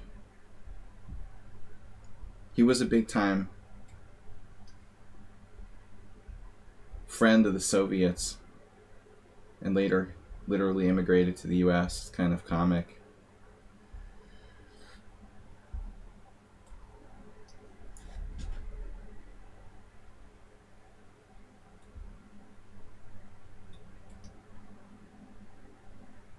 He was like guarding women chess players so they wouldn't. Oh, I have queen e5.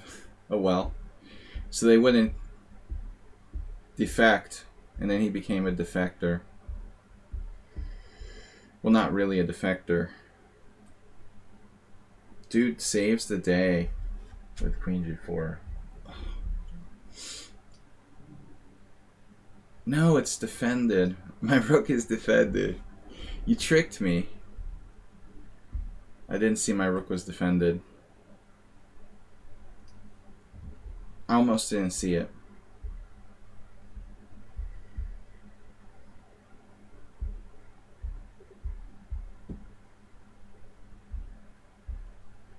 Alright, we've got time.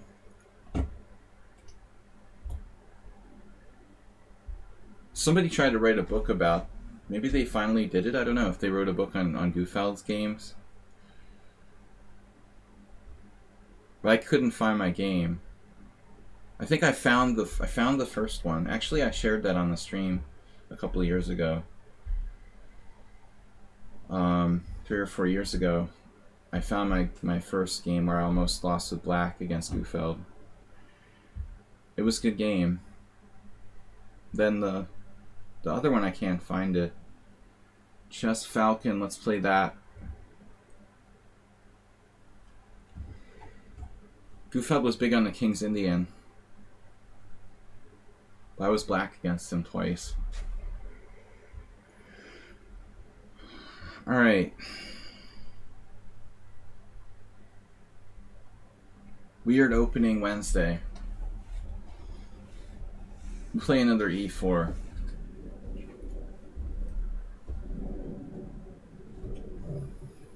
Good game, Naka.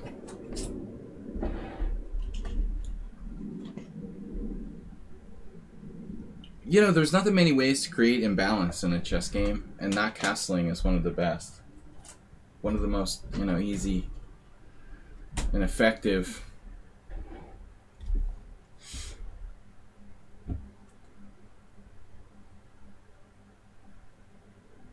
Let's see if Chess Falcon is in the house.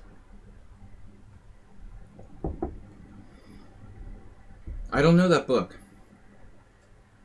He wrote a dragon book with Kotov. So is G7 Bishop. Yeah, I agree. I mean, the G7 Bishop is a special piece. If you fianchetto regularly, from the perspective of the King's Indian player, which Gufeld was, I play a lot of kingside fianchetto, so I understand. It's very important in offense and defense. Both of my good games last tournament largely revolved around that piece. Alright, I don't think that the Chess Falcon stayed with us. Renormalization? It seems like renormalization just appeared, but he's ahead of Wizard. I don't get it. Maybe he had been challenging earlier and disappeared. Right. The ending where I sacked, and the other one was a dragon, of course. They got traded off in that one. I should have had...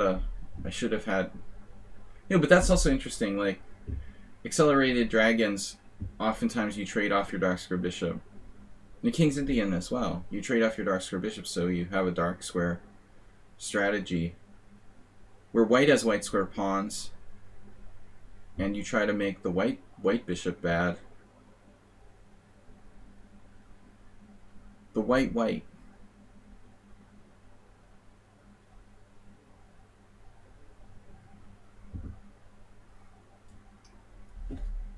Oh man. Alright guys, tomorrow night we're going to do subscriber streams. So submit games to Iobates. I should have done e6 first move. That throws people off more. We're looking at this, speaking of Iobates. Iobates, if you'd like to submit a game, guys, send the game to him. For Thursday. You can do the Thursday command. This is a little unusual. Looks like white's trying to stop me from playing c5.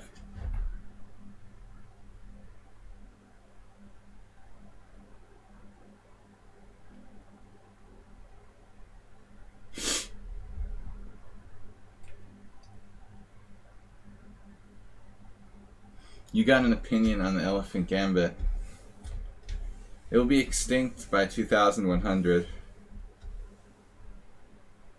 Not a good joke. No, that's penguins. The penguin defense.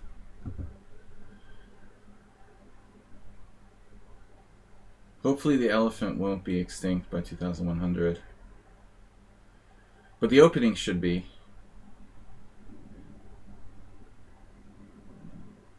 I guess it's just bad, but it's probably, you know...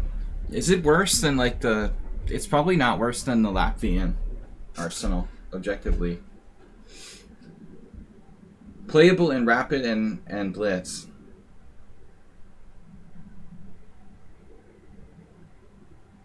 I don't know what to do with this bishop e3, where he's trying to stop me from playing c5.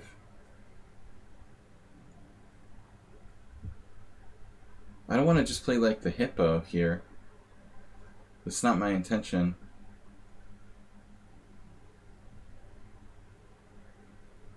You can play d6, but it's rather slow. So what are my other options? d5 looks weird. Knight f6 doesn't do anything. Yeah, it has some novelty value. I mean, I guess the Elephant Gambit... I wouldn't try it on long games.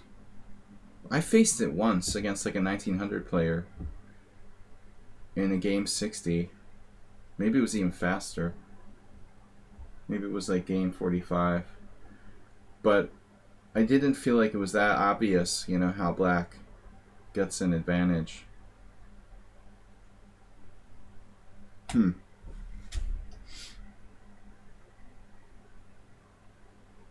You don't know why you like c5. Neither do I. I decided to try something weird. As if this not already, like this thing isn't already weird. I have no idea what this does. Well, I guess I can play e5. I'm trying to turn everything into a... There's also this idea.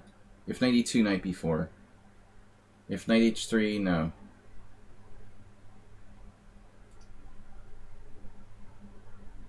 c3, e5. Looks kind of fishy. I don't think this knight c6 is going to fly.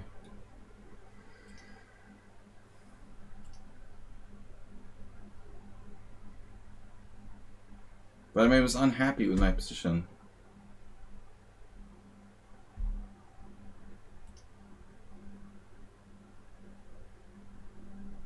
I guess I could do knight e7 and try to relocate. Black's position is sort of stupid.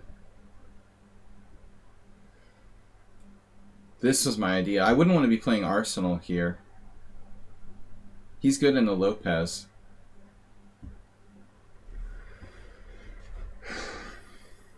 This is a really strange Roy Lopez.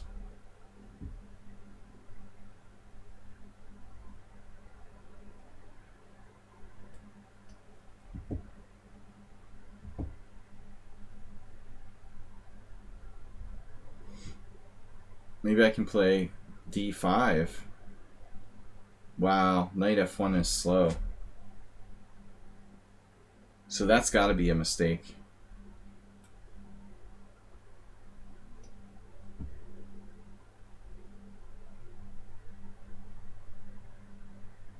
Knight f1, white's being too artistic.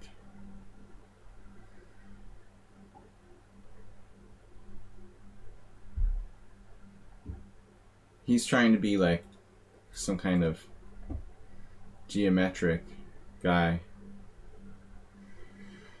making little designs with this with the coordination of his pieces. I don't think that's right. They're in groups. But now we play d5.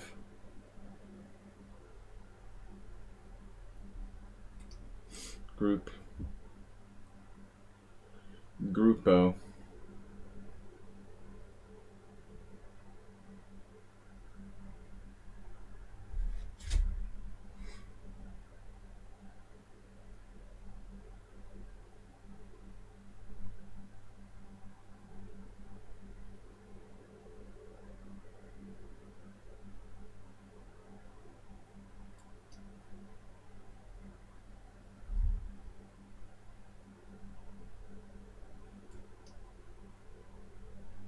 Do I go for knight b4? I have a tactic. No, it doesn't work. 99% of tactics don't work. Check is overrated as well.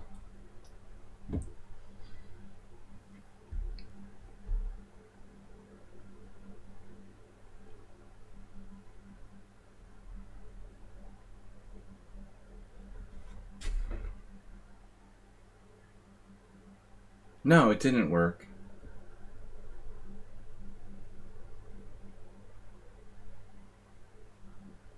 Of course not. So it's possible to play bishop g2, but it feels very greedy.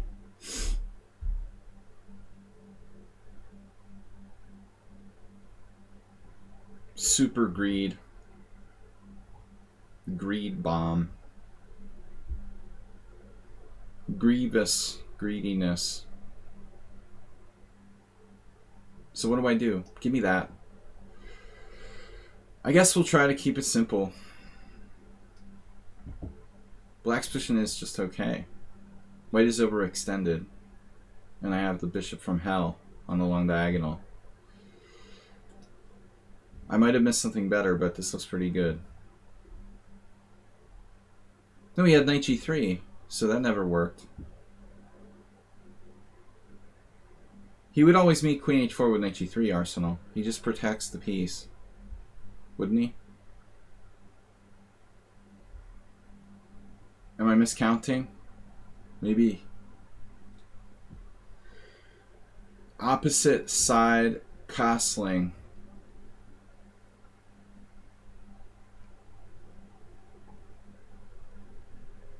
Yes, that is mildly concerning. I would agree. Wait, where is white going though? Like knight b4? Yeah. He may have underestimated this.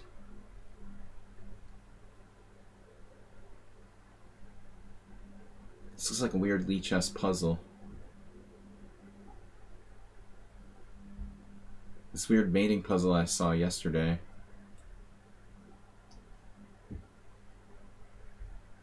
There's no way that white is okay here.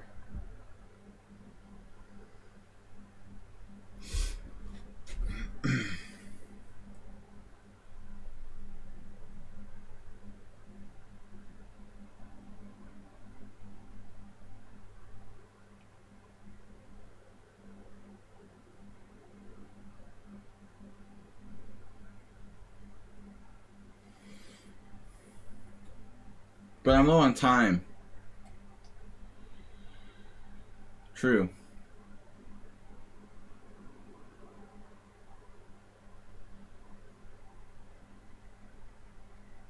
My knight on a2 is sort of stupid. So all I did was win a pawn. Flushed his king out. But objectively we're winning.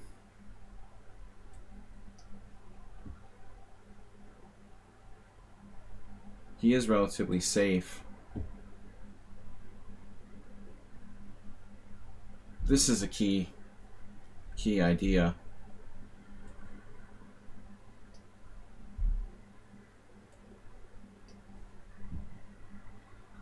No threats whatsoever.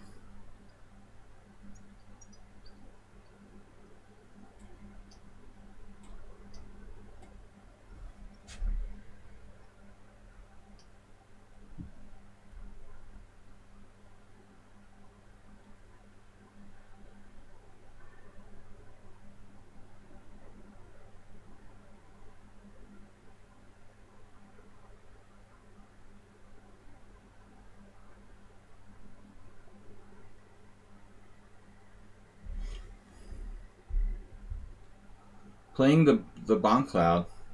He's good with king. King moves.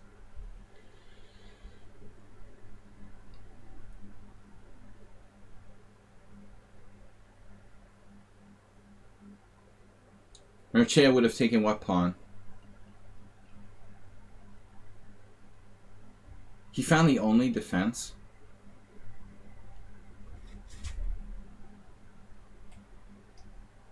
Rook d2. That was the only defense.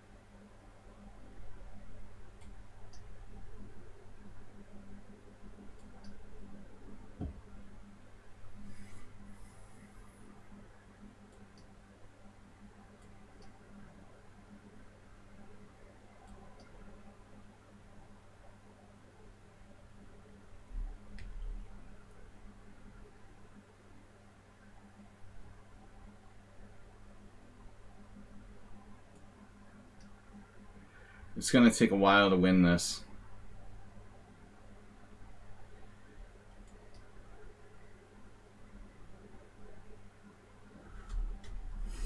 But it will be worth it.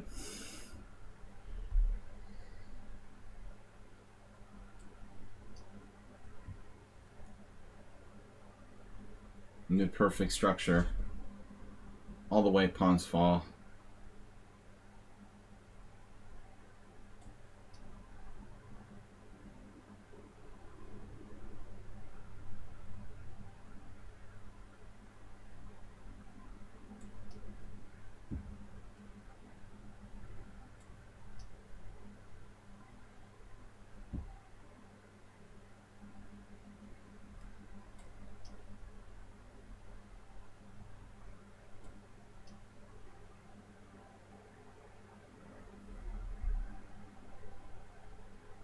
It doesn't matter how much time you have.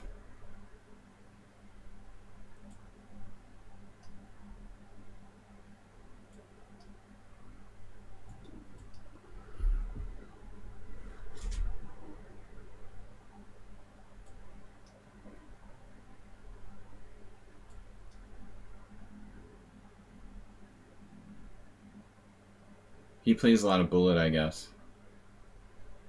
It's kind of hopeless.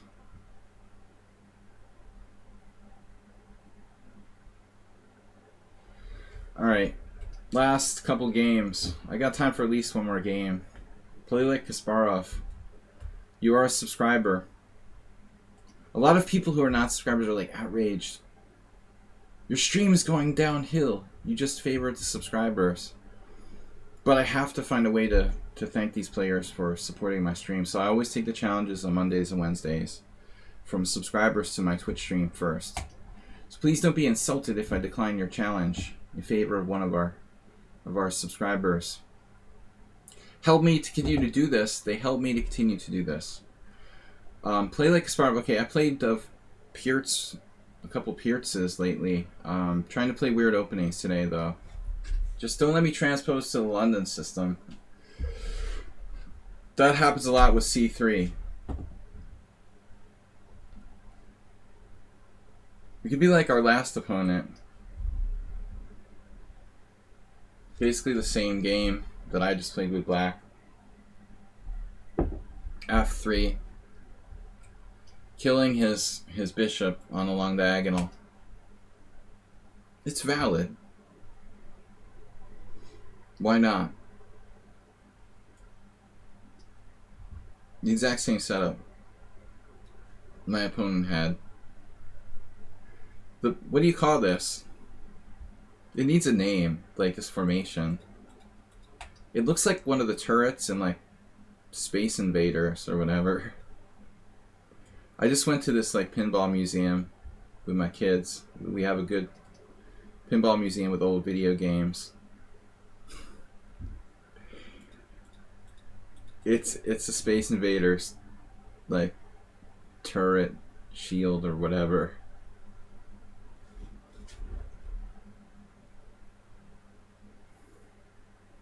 Burial mound. Machu Picchu. Now we don't have any choice. You forced my hand. Play like Kasparov is transposing this into a French of sorts. Don't have a choice. We must comply. Send me your tax. Your tax refunds from the last 10 years. You must comply. Alright, it's a French. Both sides have bad bishops. B7, E3. Battle of the bad bishops.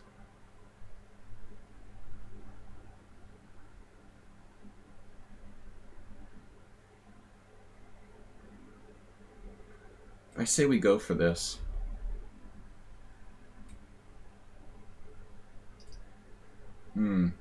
So if I played H4 here, we would transpose to a... I should have played H4.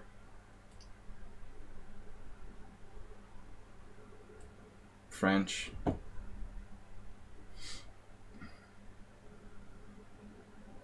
Wow, F5. Now what do I do?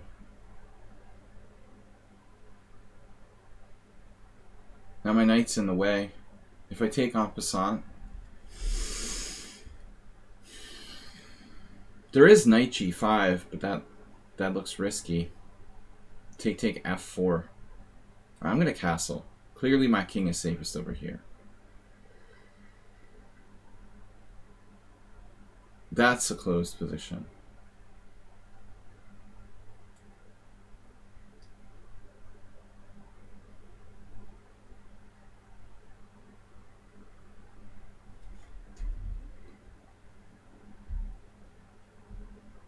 How does he defend e6? He doesn't.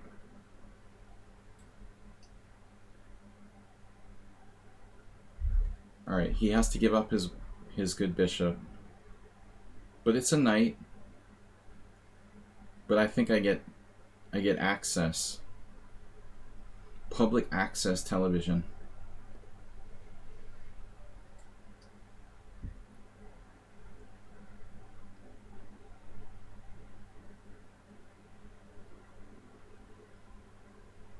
Bad bishop versus bad bishop. Where are you going with that? Where are you going with queen e8? Queen g6?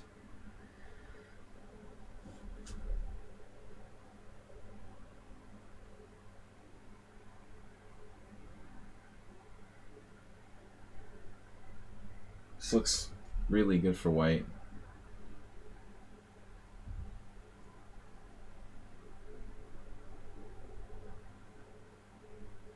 Looks awful for black, really.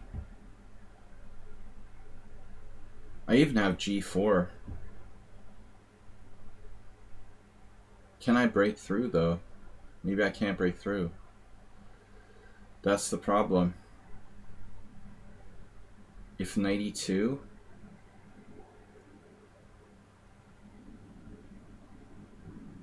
Knight h5...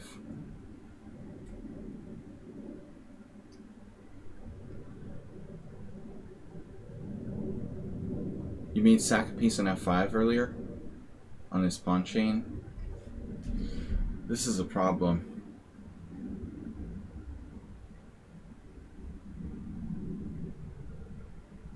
I'm getting a headache again. It's like the game I lost yesterday. Oh no. Yeah, yesterday I lost a game in the tournament where I overextended myself. Now my h-pawn, so I have to play this. Now my knight has no alternative square.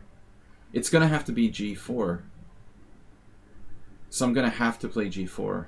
But when and where? And why? And how? I can't move. I can't let him trade that knight off. If I let him trade the knights, I'm never gonna break through. I think. I have to somehow find a way to play for g4 and get my knight away back here. Because knight f4 is going to be drawish. Unfortunately, he just went berserk. Impatience. Kind of an Arsenal fan-like thing to do. He solved all my problems for me.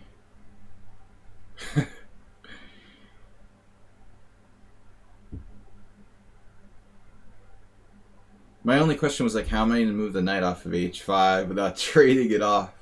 Now he's lost.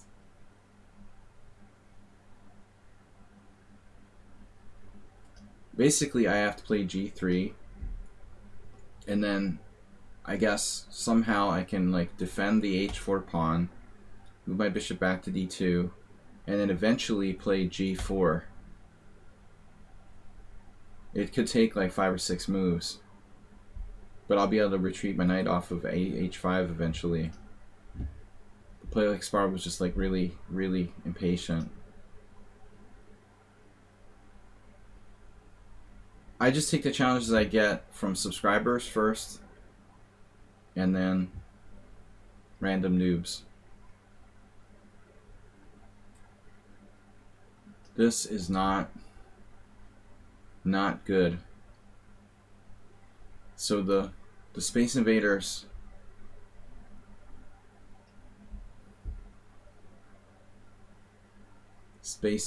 mound very effective. No, I mean, when I play the black side of the St. George or something, I try to avoid... You want to try to avoid getting, like, a bad French. I think that's what happened here. He just ends up in kind of a bad French. A few lessons with Christian Bauer, you'll be fine. Not easy to play the black side of the Owen defense. That's an opening I would not put in a first category. Just not enough space. Very hard to play this with black. Check.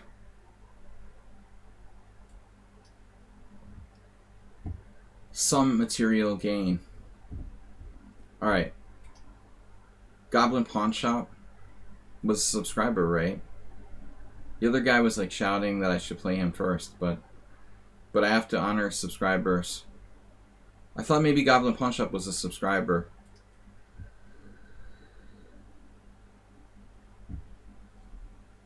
This is going to be last game.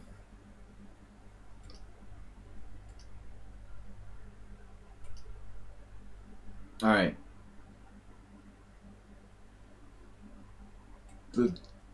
Boom. F4. The worst opening chess, the Owen defense. Right, Asterbait?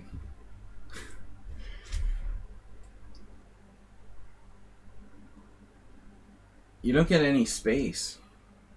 I mean, b3 with white is one thing. But that extra tempo makes a big difference. I lost a horrible game 20 plus years ago playing this with white.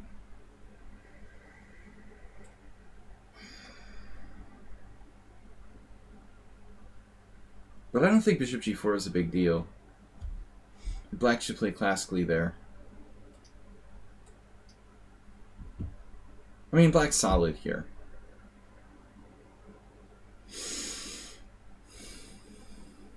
My favorite setup is to play a traditional reverse Dutch, castle c5, and try to push my bishop out with d4. But this is recommended by some people, I guess. I guess bishop g4 traded off. It's solid.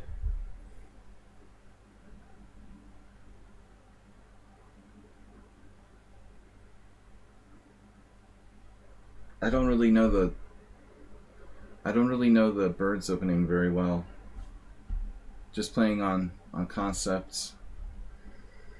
Nimzovician concepts. What do I do? d3, knight d2. A little concerned about my dark squares. Should I play c4?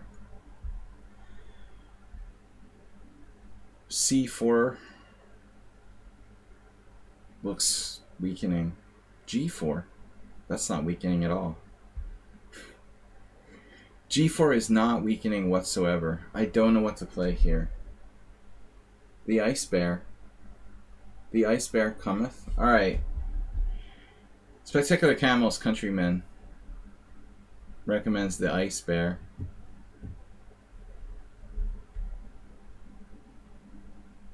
Rawr. Ice bear needs more ice. Global warming is not good for the ice bear.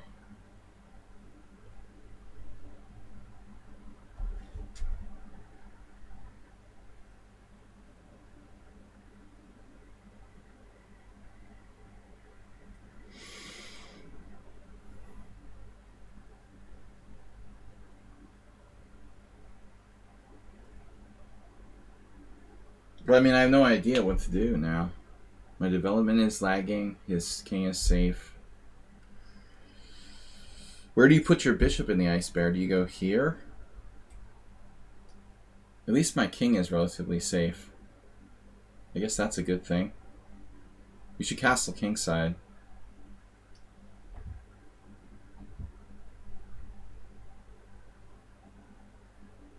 Bishop d3?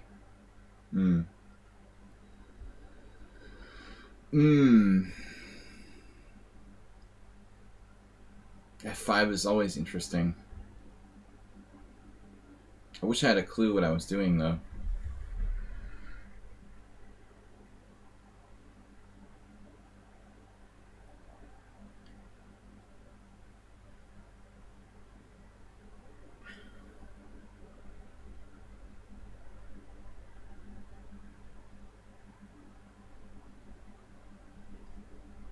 This is like the Rock of Gibraltar on d5. This is absolutely nothing. My entire position is a dead end on that diagonal. Most pawn moves weaken my position. The alternatives, non-inspiring here.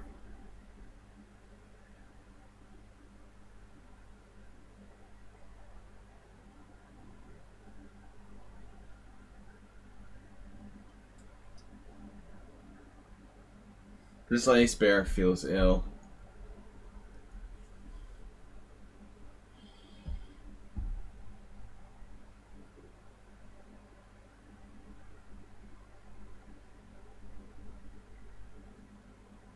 Man, he has a really nasty move. If knight d2, knight e4. In your face. But maybe it's not that great. Knight d2, knight e4, de. Bishop takes b2. Rook d1. I guess I can do it. There's also this. He's trying to play e5. Ice bear must be ready. It's like that cartoon, We Bear Bears, on Cartoon Network. Ice Bear. I've never watched that. Is that even still on? My kids used to watch it. Alright, knight d2. Wait a minute, knight d2, e5. We have to move our queen or something. That again allows tactics. God damn it, Jerry. Everywhere I put my queen.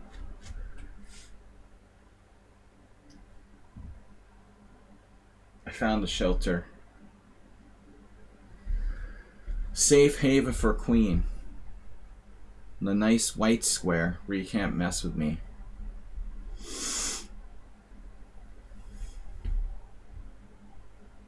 Ice bear play f5. If you play e5. Or even, well, actually this is no longer a menu option. e5, g5, knight h5 with the big fat fork on g3. No, goddamn it, Jerry. That was a friend of mine. Jerry Williams.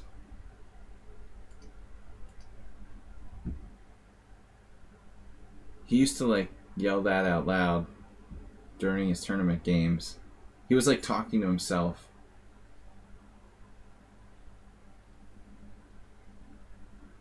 An entire conference room of people playing chess would hear this like, God damn it, Jerry! He does it anyway. How does that work? You're not allowed to do that.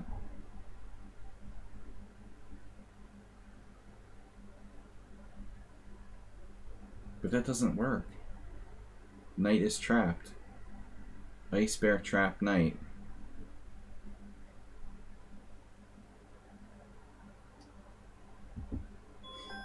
That's it. My hated alarm clock. Ice bear win 2-piece for rook. Bishop important.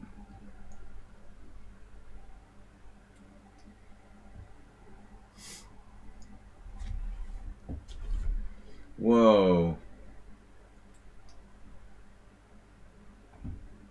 He's really gone nuts now. He's gonna risk his kingside safety.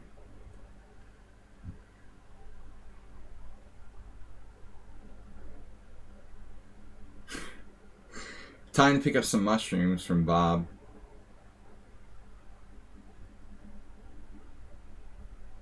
Psilocybin.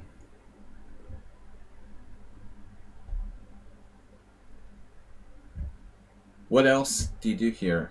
I guess f6. f6, e6 is interesting.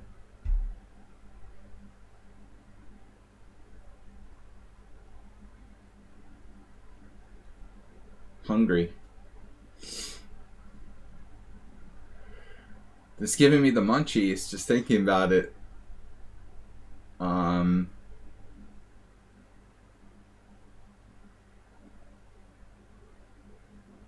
Maybe I ought to just let him have this pawn. I really can't. I can't save it.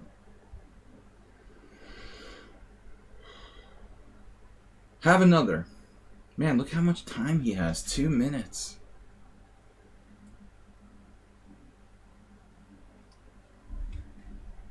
My queen has been the star of the show.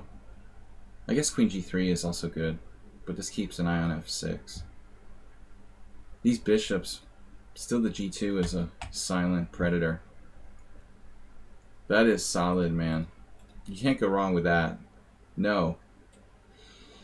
Don't want to trade queens.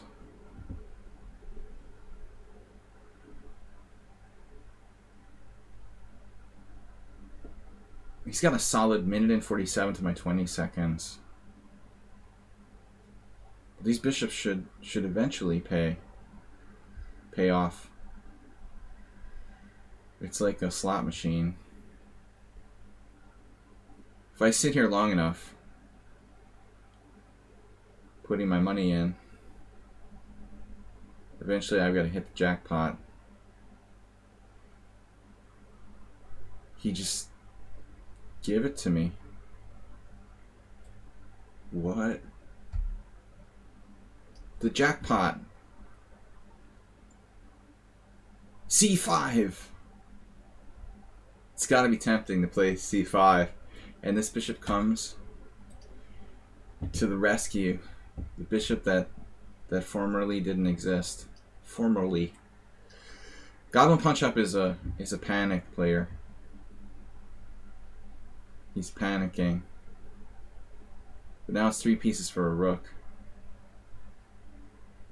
Time. He's probably not used to increment.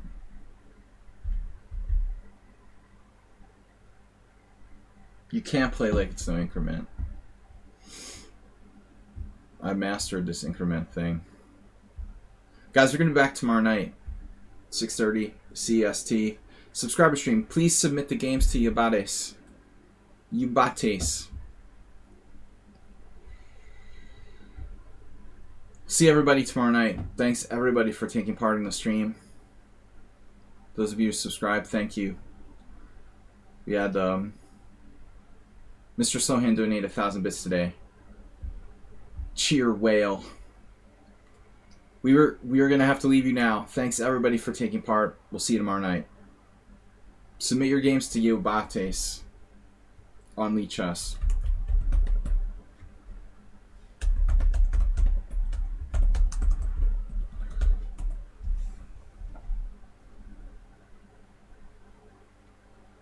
Bye-bye.